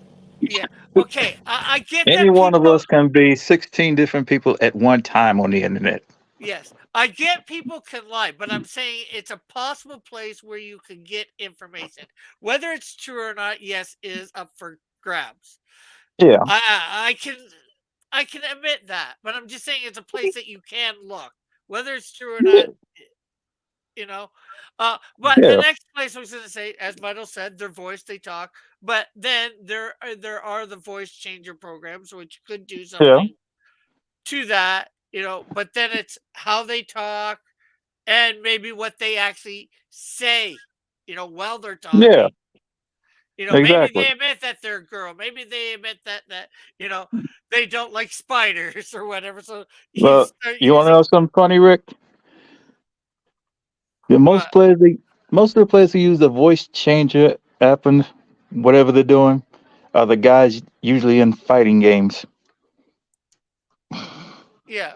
They Well, they do that to sound like to make a voice for whatever female character they're using at the time. yeah. Well, Or I can sometimes you get. just want to be more intimidating. Exactly. See? Was that you, Metal? Yep. Yes. Yep. But I'm just pointing out there's all these ways that there's possibilities of telling what somebody is or is not, you Hmm. know, and ways to get under somebody's skin because of whatever they reveal in whichever form of Right. these. Yeah. So let's because you guys are wondering where the white supremacist extremism aspect. Yeah, I'm still waiting for the white supremacist thing because the way they defined it, it has nothing to do with white people at all. In their twisted mind, it does. Yeah, keywords in their twisted mind. In their twisted mind, what they're calling most black because folks white they're doing, supremacists. they're trying to divide everybody by basically saying it's all of them, it's all the minorities versus the white people. That's what they're trying for. Okay. Well, if you put it that way, wouldn't that make the white people the minority? Well, theoretically, yeah, but I'll anyway, let him read this paragraph. I'm sorry, I just had but to inject some logic into that. Let him read this paragraph so we can complain about it now. Okay. the letter then moves to quote white supremacist extremism unquote, claiming quote 15% of gamers under 18 and 20% of adults in parentheses here up more than double from last year's count of 8% in parentheses have reported these kinds of encounters. White supremacists actively use online games as recruitment for their ideology. Oh, please. Using No, in please. and text chat to on ramp people to their beliefs, Well, often targeting vulnerable youth. Unquote. were they Their playing? comment. No, were they playing? They going, you know who controls Hollywood? The Jews. Oh, Yeah. cool, triple score. Metal, you're a gaming expert here. What do you think of that paragraph that I just read?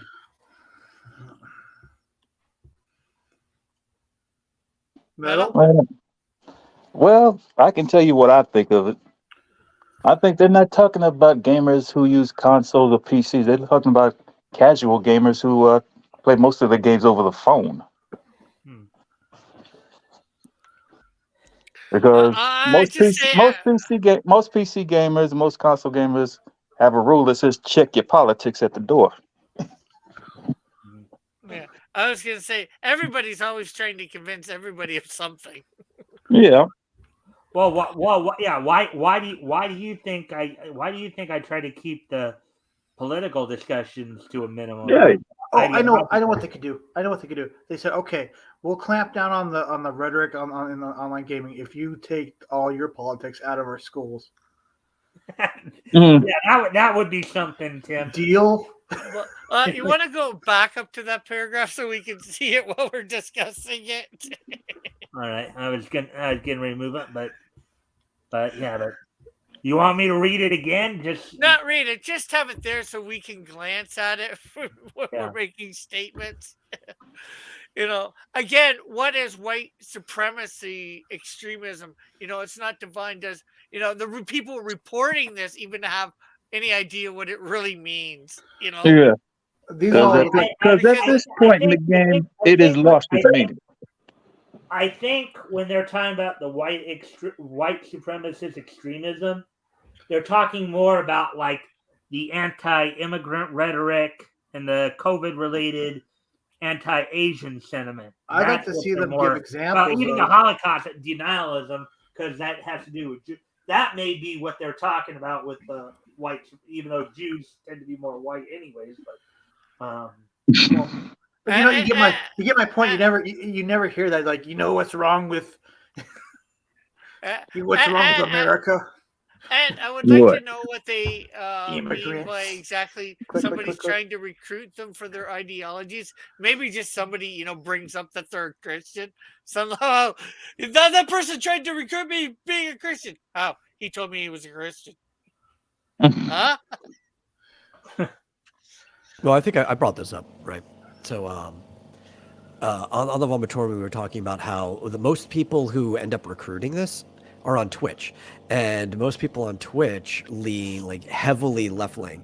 So it's actually like communists that are actually using video games to try to recruit people. White supremacy would be like in the minority. Dude, most white supremacists don't even play video games. It's a bunch of bread too.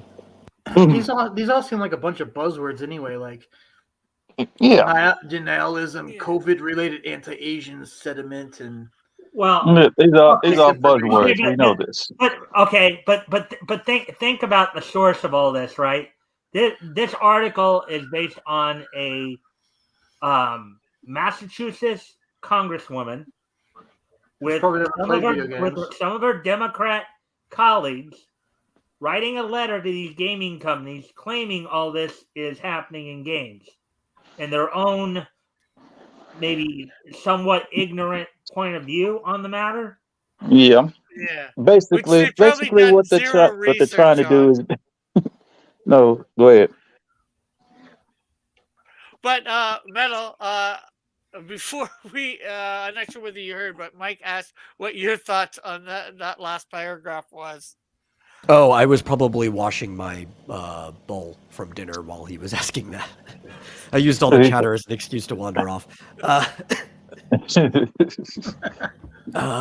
see my thoughts on that last paragraph. That's I honestly feel like it's one of those what's the quote? It might have been it's either Orwell or Shall I read the paragraph I'm talking about again, just so to refresh? I mean, you can if you want. I'm just trying to remember a quote though. Okay, so I'll reread this particular paragraph. This is the one I wanted to get your take on here. The letter then moves to, quote, white supremacist extremism, unquote, claiming, quote, 15% of gamers under 18 and 20% of adults, in parentheses here, up more than double from last year's count of 8%, unparenthesed, have reported these kind of encounters. White supremacists actively use online games as recruitment for their ideologies, using in-game voice and text chats to on-ramp people to their beliefs, often targeting vulnerable youth. Now, unquote. Now, I think you already did kind of mention your views on last part, because I think you... Yeah. Well, the quote I was trying to say was a very, very old one. The language a little heavy, but there's three things. There's lies, there's damn lies, and there's statistics. Right. I don't think this represents reality at all. I think whatever they were doing to come up with this number, even if they have some study behind it, was extremely cherry picked to be able to even come up with this number. I think this is just wild smoke being blown in people's face. Let me ask you this, in being half serious and half funny here. You think they were maybe digging these numbers out of their backsides? I wouldn't be I don't know if they surprised. have to, though. It's like if you go to certain corners, right? Like if you only target specific corners, you could easily fudge something that looks like this and it be legit, right? It's all about echo chambers.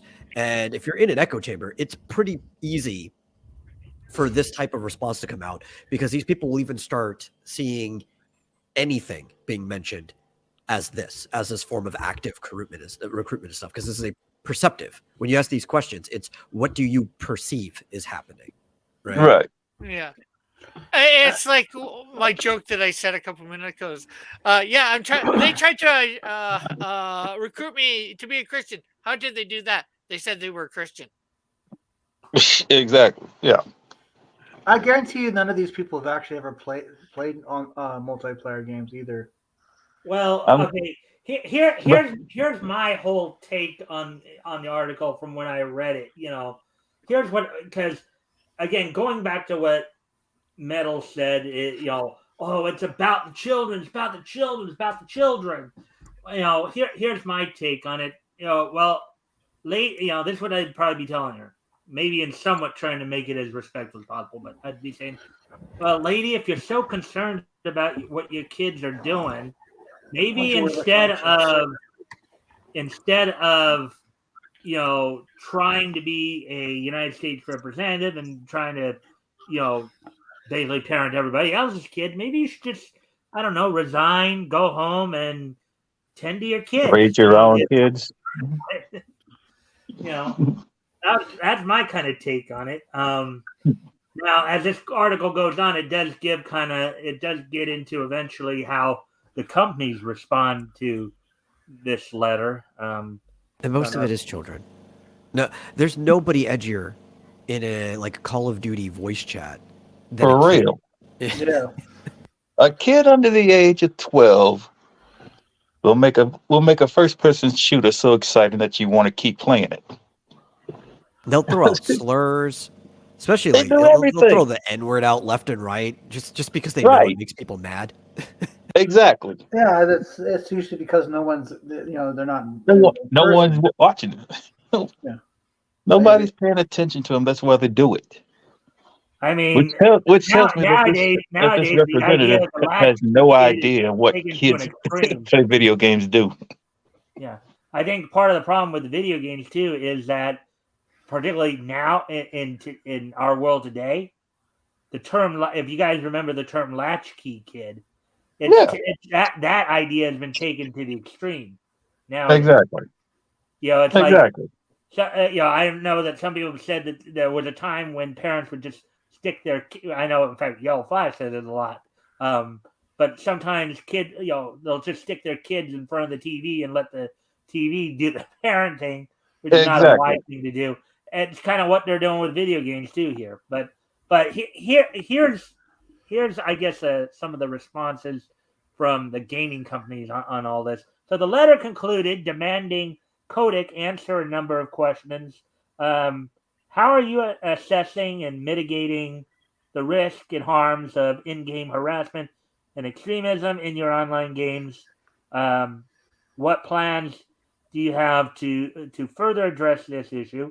2, what mechanisms do you have in-game externally, such as official website forums and support pages for players to report in-game harassment? 3, how are player reports? So these are a list of questions that they included with. I won't go through all of them because I think some of the responses are. Trahan also provided a further statement to Axios at the time. Quote, when we talk about holding technology companies accountable for what they're pushing toward our kids, gaming companies must be a part of that conversation, unquote. She added, quote, make no mistake, parents like me with young kids are going to be paying attention to how they were. Do you No, really care? no, you're not. No, you're not. Okay. No, you're If not. you were, Especially when, Who, especially gaming who companies thinks, listen to the who thinks players. Congresswoman Trahan because is full of it? Who if you were who paying, who thinks Congresswoman Trahan is full of it? I do. Yep. Because I if do. because if she was paying attention, she would already know the answers to most of these questions. Exactly. And you know, it's kind of weird how you remember how they used to they were saying that was it the guy from Texas threw his family under the bus and how awful he was and blah blah blah Mhm. when that Yeah. disaster hit Texas. Well, this lady's throwing her using her kids as pawns in her little political scheme here. You know, It's kind of like what Metal had pointed out with how they always like to, use the kids as the scapegoat, for when they want to try to take more power. It's an That's old what- Simpsons bit. Somebody think of the children. Well, And it's I'm gonna let you in on a little secret. The gaming companies have already thought of the children. Oh Shoot. yeah. I mean, and or people in general. No, yeah, the thing is, well, they- believe it or not, they do address that in this article. Mhm. No, believe it or not, most of the ideas for most of these games come from players.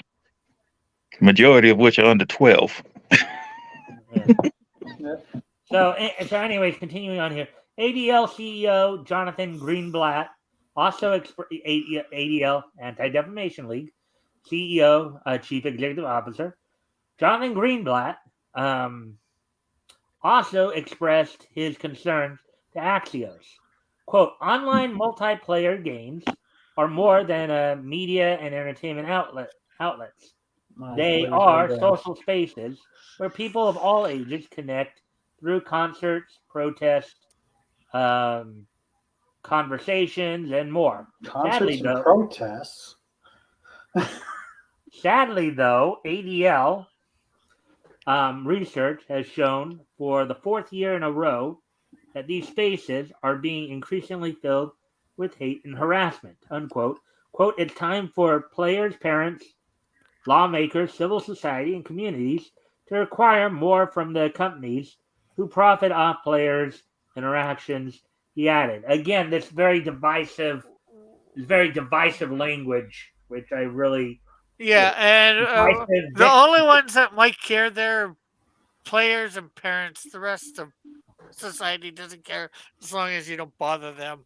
Okay. Seemingly in response to the letter, Activision Blizzard announced it would seek stricter rules and AI moderation.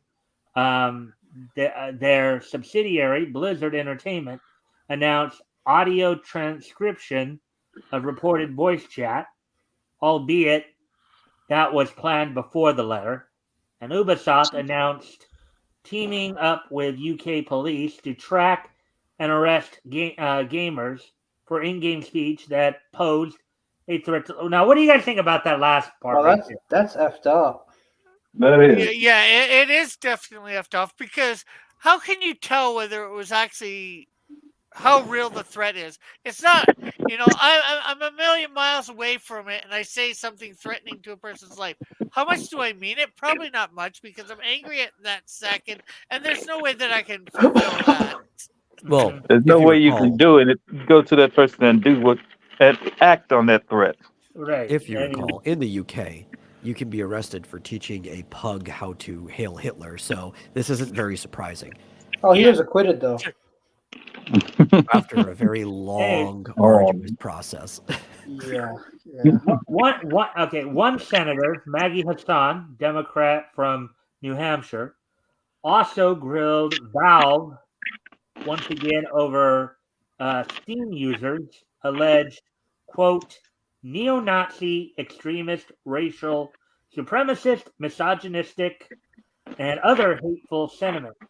Is that person having a stroke? And you know what? I have to say, how about you deal with the real people in real life doing this thing? Like Antifa?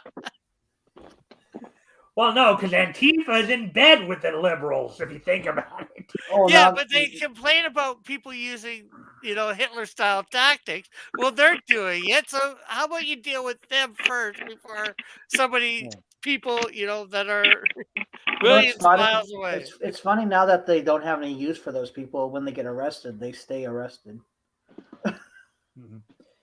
Yeah. Axios' latest report revealed actions other companies took shortly after the letter. Tencent stated that they would prioritize reports for minors. Epic Games noted they had over 1,500 specialists to handle reports. That many? Wow, that's a lot. I get Yeah. not all of them are like social justice types.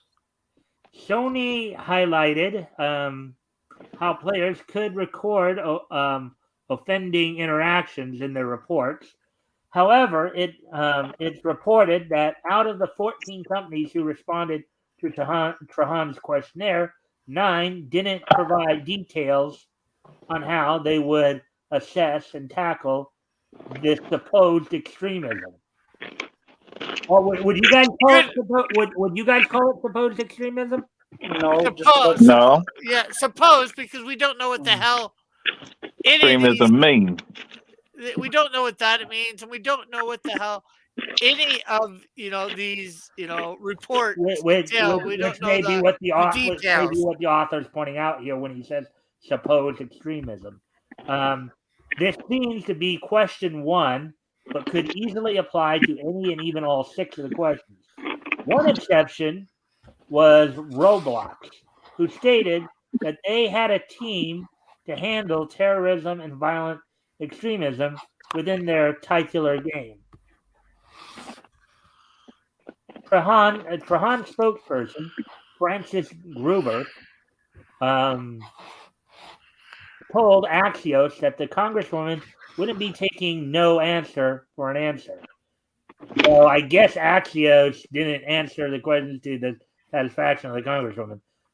Quote, Congresswoman Trahan is actively looking at possible avenues for legislative actions, which probably aren't going to go anywhere because remember, the Republicans right now have control of Congress. So they're probably not going to, she's just. She's virtual signaling. Huh? She's virtue signaling. She might be virtual signaling too. This is online gaming.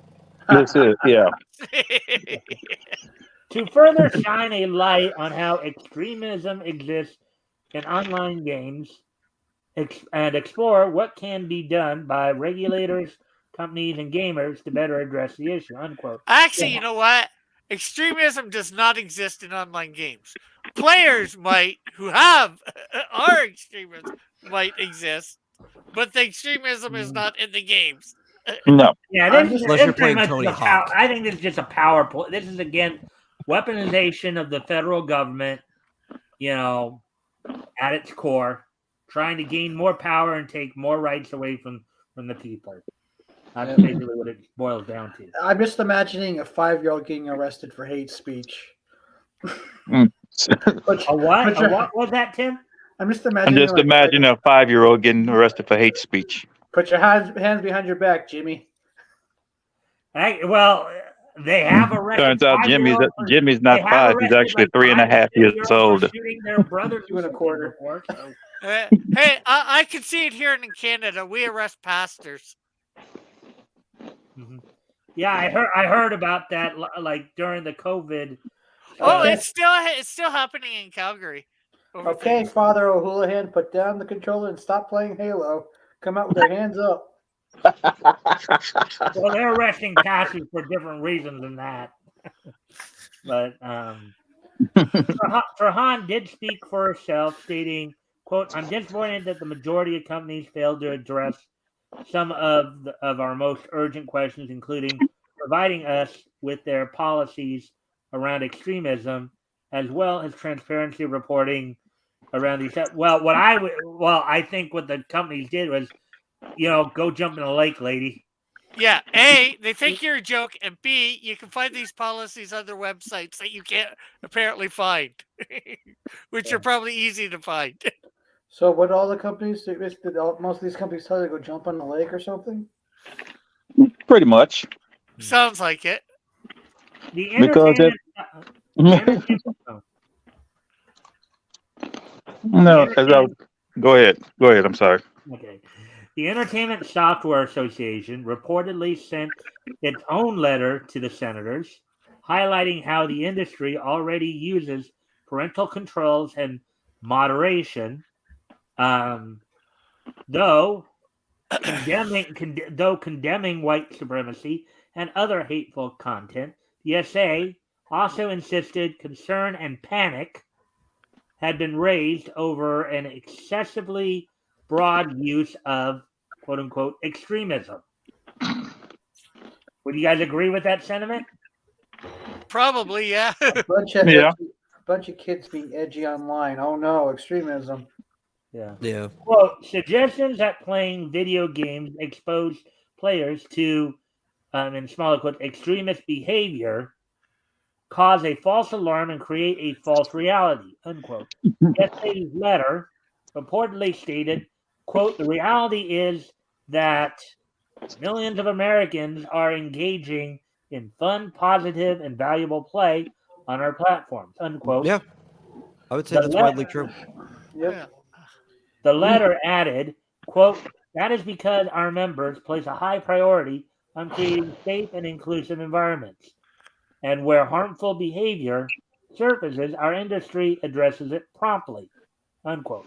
And Yeah. Neto, I think you've said before that's exactly the case, right?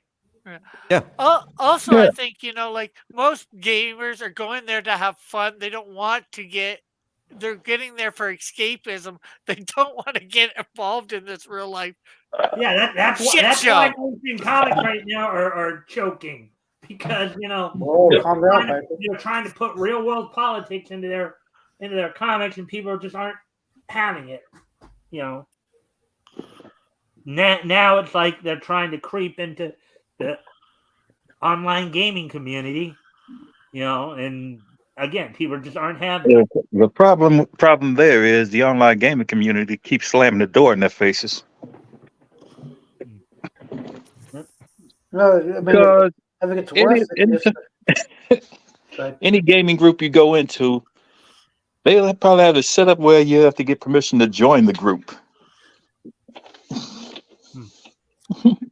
In a separate statement, ESA spokeswoman Aubrey Quinn defended the gaming industry, asserting, quote, the industry takes this issue very seriously, and it's frustrating to hear it's not seen that way, unquote. This is ESA. Yeah. This is a gaming industry representative here, not the politician. Oh, and just to really think on this point, this happened like a year ago or something like that for one of the Spider-Man games, I think it was, where they made all the flags, the gay pride one. Somebody went in and made a mod for that to turn them all into American flags. Yeah. I remember that. I know Yellow Flag covered that. Yeah. And now nobody uses Nexus mods anymore because of that. Yeah. And, right away, the gaming company did something by banning that mod and all that, Yeah. Although that's the stupidity. Why? If somebody wants to use it, fine. If somebody Oh, doesn't no. want to use Rick, it wasn't the gaming company. They never even got involved. It was Nexus Mods banned it from their website and mod compiling platform, and that's why nobody uses Nexus. They didn't like being told they couldn't use a mod. Right. Oh, okay. I didn't even know that, but okay, so it wasn't the gaming company, but it wasn't the gaming company. The gaming company had no problem with it. Okay. Well, because, they don't like because you were modding able their to do games. that. No, because you were able to do it, people bought more of the game. Yeah. So they end with this question here. What do you make of Trahan's promise to pursue legislative action? I think she's a moron. Yeah. Yeah, this is one piece of action that's dead in the water. No. I don't think she's a moron. You don't think she's a Oh, moron? that would be an insult to morons. You know that. I think she's very average intelligence. I think she's just malicious and looking for an opportunity, trying to win. First of all, why are you insulting people of average intelligence? Most people are average intelligence. Most people aren't malicious, though. She's just trying to find a cause to get noticed. She's trying to be the next Frederick Wortham. To become, to become somebody, to get some notoriety. Where Well, you can there's argue she kind of is already somebody. She's a congresswoman. yeah, but What are you trying to say that this Lori Trahan person maybe trying to outdo like the Squad and AOC Probably. she's trying to get to at least the level of Squad. She's just another congresswoman.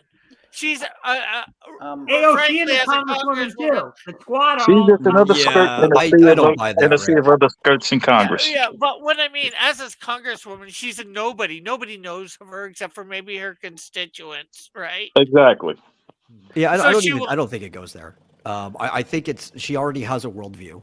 She is on a particular side, and she is fighting behind the worldview. As stupid as the worldview might be, a lot of times you can't tell the stupidity of a worldview when you're in it.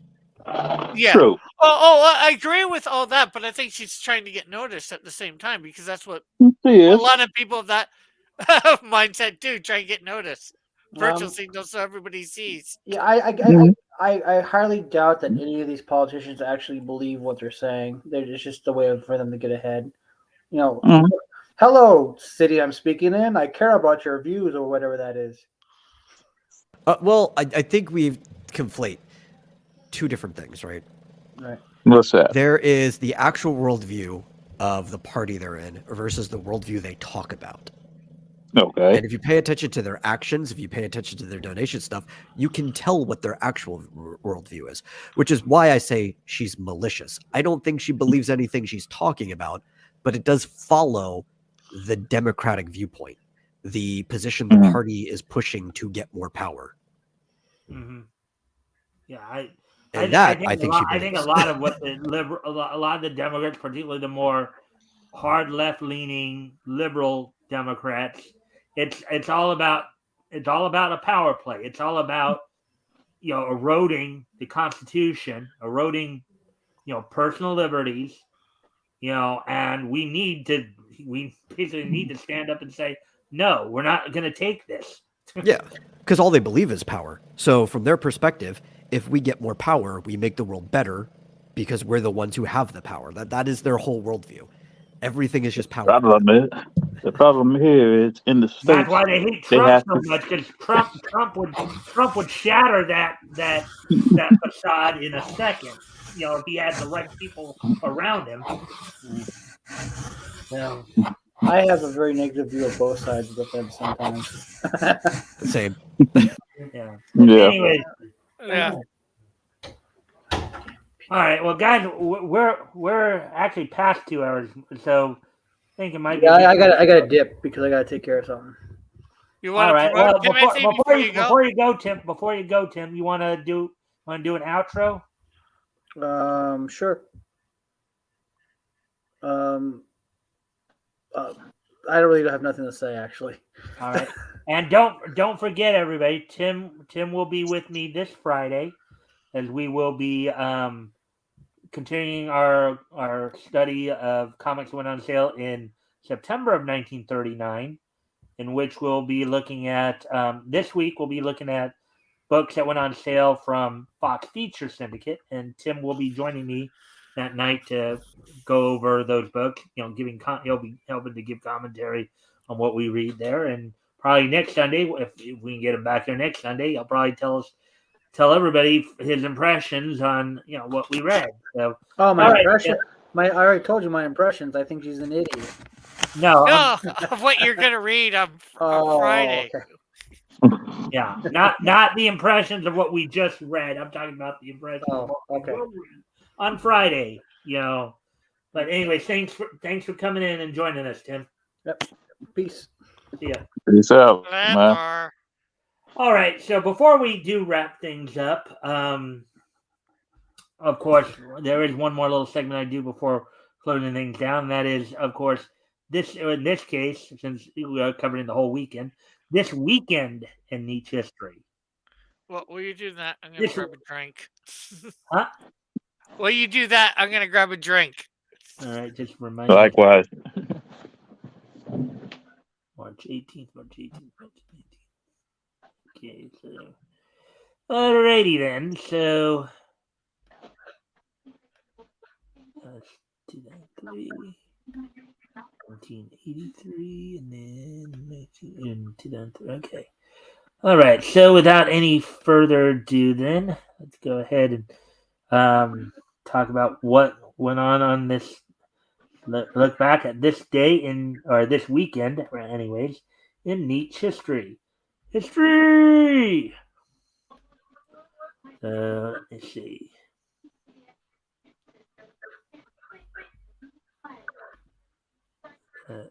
That was 19, so we need to go 18 first.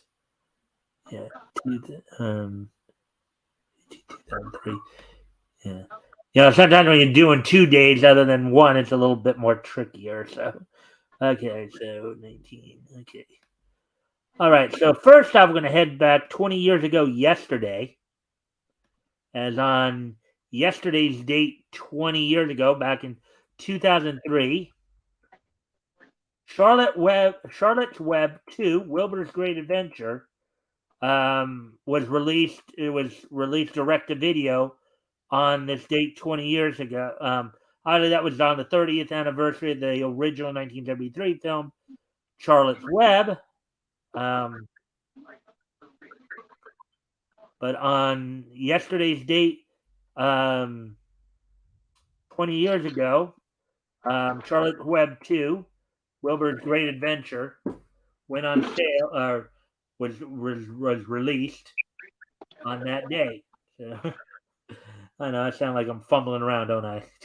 Yeah, I mean, of all stories you can make a sequel to, Charlotte's Web 2. Like, I get it's about Wilbur. Why? The first one was. Why But would you Charlotte's do dead. that? Charlotte's dead. Why would you make a sequel to Charlotte's Web? Well, it's That's kind of the funny. question. That's a good question. When I originally read a little bit about it, it was actually panned. It was actually panned by critics and audiences alike for the animation and the plot. Mhm. So it was actually quite panned at that point. Anyways, moving on to the next piece of Nietzsche history for yesterday's date, going back just 10 years ago from yesterday. On yesterday's date, 10 years ago, back into the WWE held its Raw Super Show event from the Consol Energy Center in Pittsburgh, Pennsylvania. This was a night in which Booker T was inducted in the WWE Hall of Fame. Also, in what was believed to be the main event of the night, Wade Barrett retained the Intercontinental Championship over The Miz and Chris Jericho in a 3-way match. Dolph Ziggler would defeat Kofi Kingston. Team Hell No of Kane and Daniel Bryan, aka AEW's Bryan Danielson, defeated the Cologne brothers, Primo and Epico. There wasn't a whole lot of other. There were a lot of other matches, but a lot of them were just matches. They weren't really. So on this date, on yesterday's date, rather, 10 years ago, WWE held its Raw Super Show event. Now moving on to today's date, the 19th. On this date, 40 years ago, as I get there, 40 years ago today, Toei Company released the anime movie Final Yamato, which was the final movie in the space battleship Yamato franchise. The fourth theatrical film, the fifth film overall. So, named after one of the best battleships ever made. On this date, 40 years ago today, they released the 35 millimeter version of the film, which of course ran for 152 minutes. They would later release a 70 millimeter version in November. But on this date, 40 years ago, The 35 millimeter version of Final Yamato, the final movie of the Space Battleship Yamato franchise, would be known here in the States as Star Blazers, by the way, would be released on this date 40 years ago today. And now, going back, I believe it would be let me just see. Yeah, 20 years ago today. Going back 20 years ago today.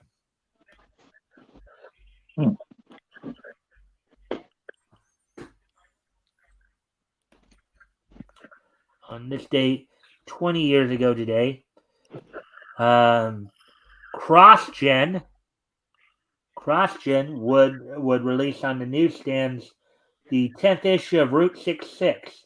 This is a book that ran for like 19 issues from CrossGen. It sold for $2.95, 32 pages. There was no title of the book, but the story was written by Anthony J.L. Bedard, penciled by Greg Tocchini, with being inked by John Del III and Michael Perkins, lettered by Troy Peteri, and colored by Justin Ponsor. On this date, 20 years ago today, rather, Route 666, the 10th issue of Route 66,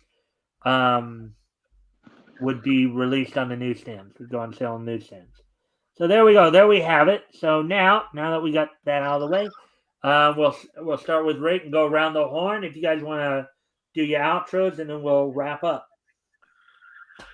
Well, I'm Rick Piper of Cross Comics. You can find me here on YouTube at the link I just provided in the chat. So go subscribe to me and help me get over 1,000 subscribers here on YouTube. All right, Metal. Yeah, hey.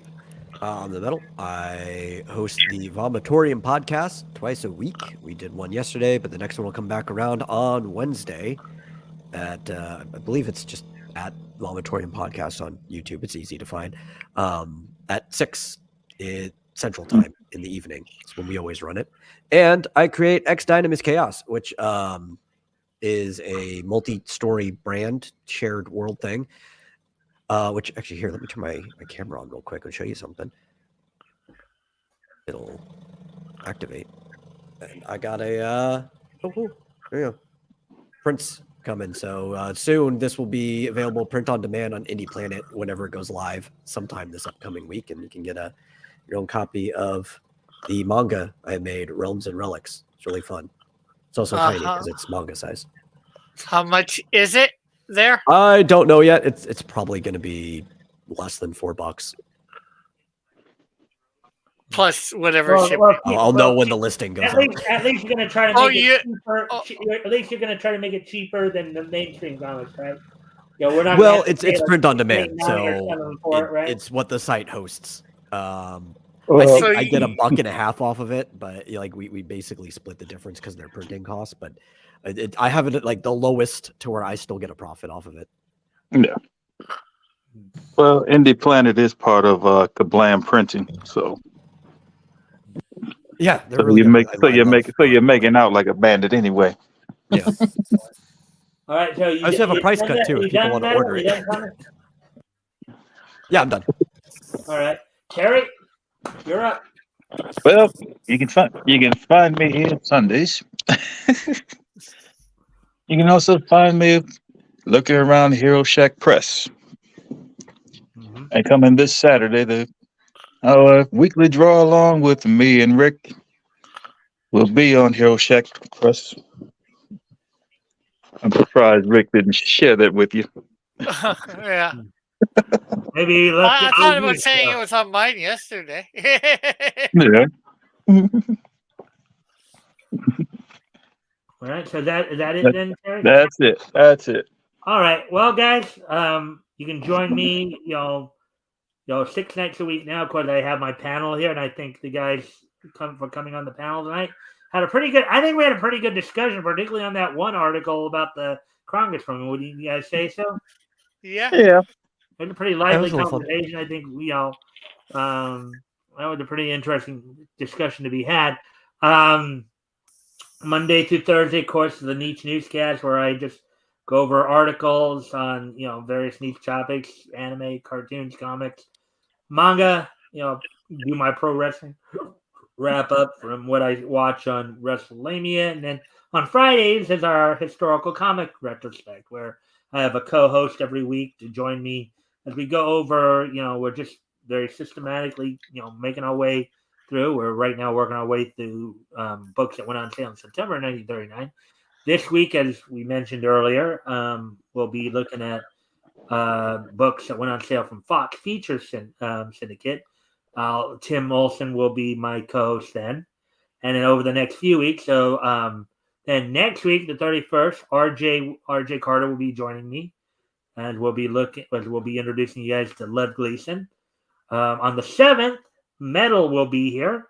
Metal is scheduled to join me on April 7th, as we'll be completing our September 1939 coverage, reading through some of the stuff in quality, also introducing you guys to some of the early days of Standard Comics, known then as Better Books, and also doing a little summary work from United Feature Syndicate. Just one of the books is hitting a milestone, so we'll talk a little bit about that. We just, unfortunately, the book is not available to be read, but we'll at least go over the summary. And then Rick is scheduled to be back with me again on April the 14th, when we start up our coverage of October 1939 with DC. So that's the foreseeable future. So I think, Terry, I still got to talk to you, see if you want to schedule one of the days after that to come in. Okay.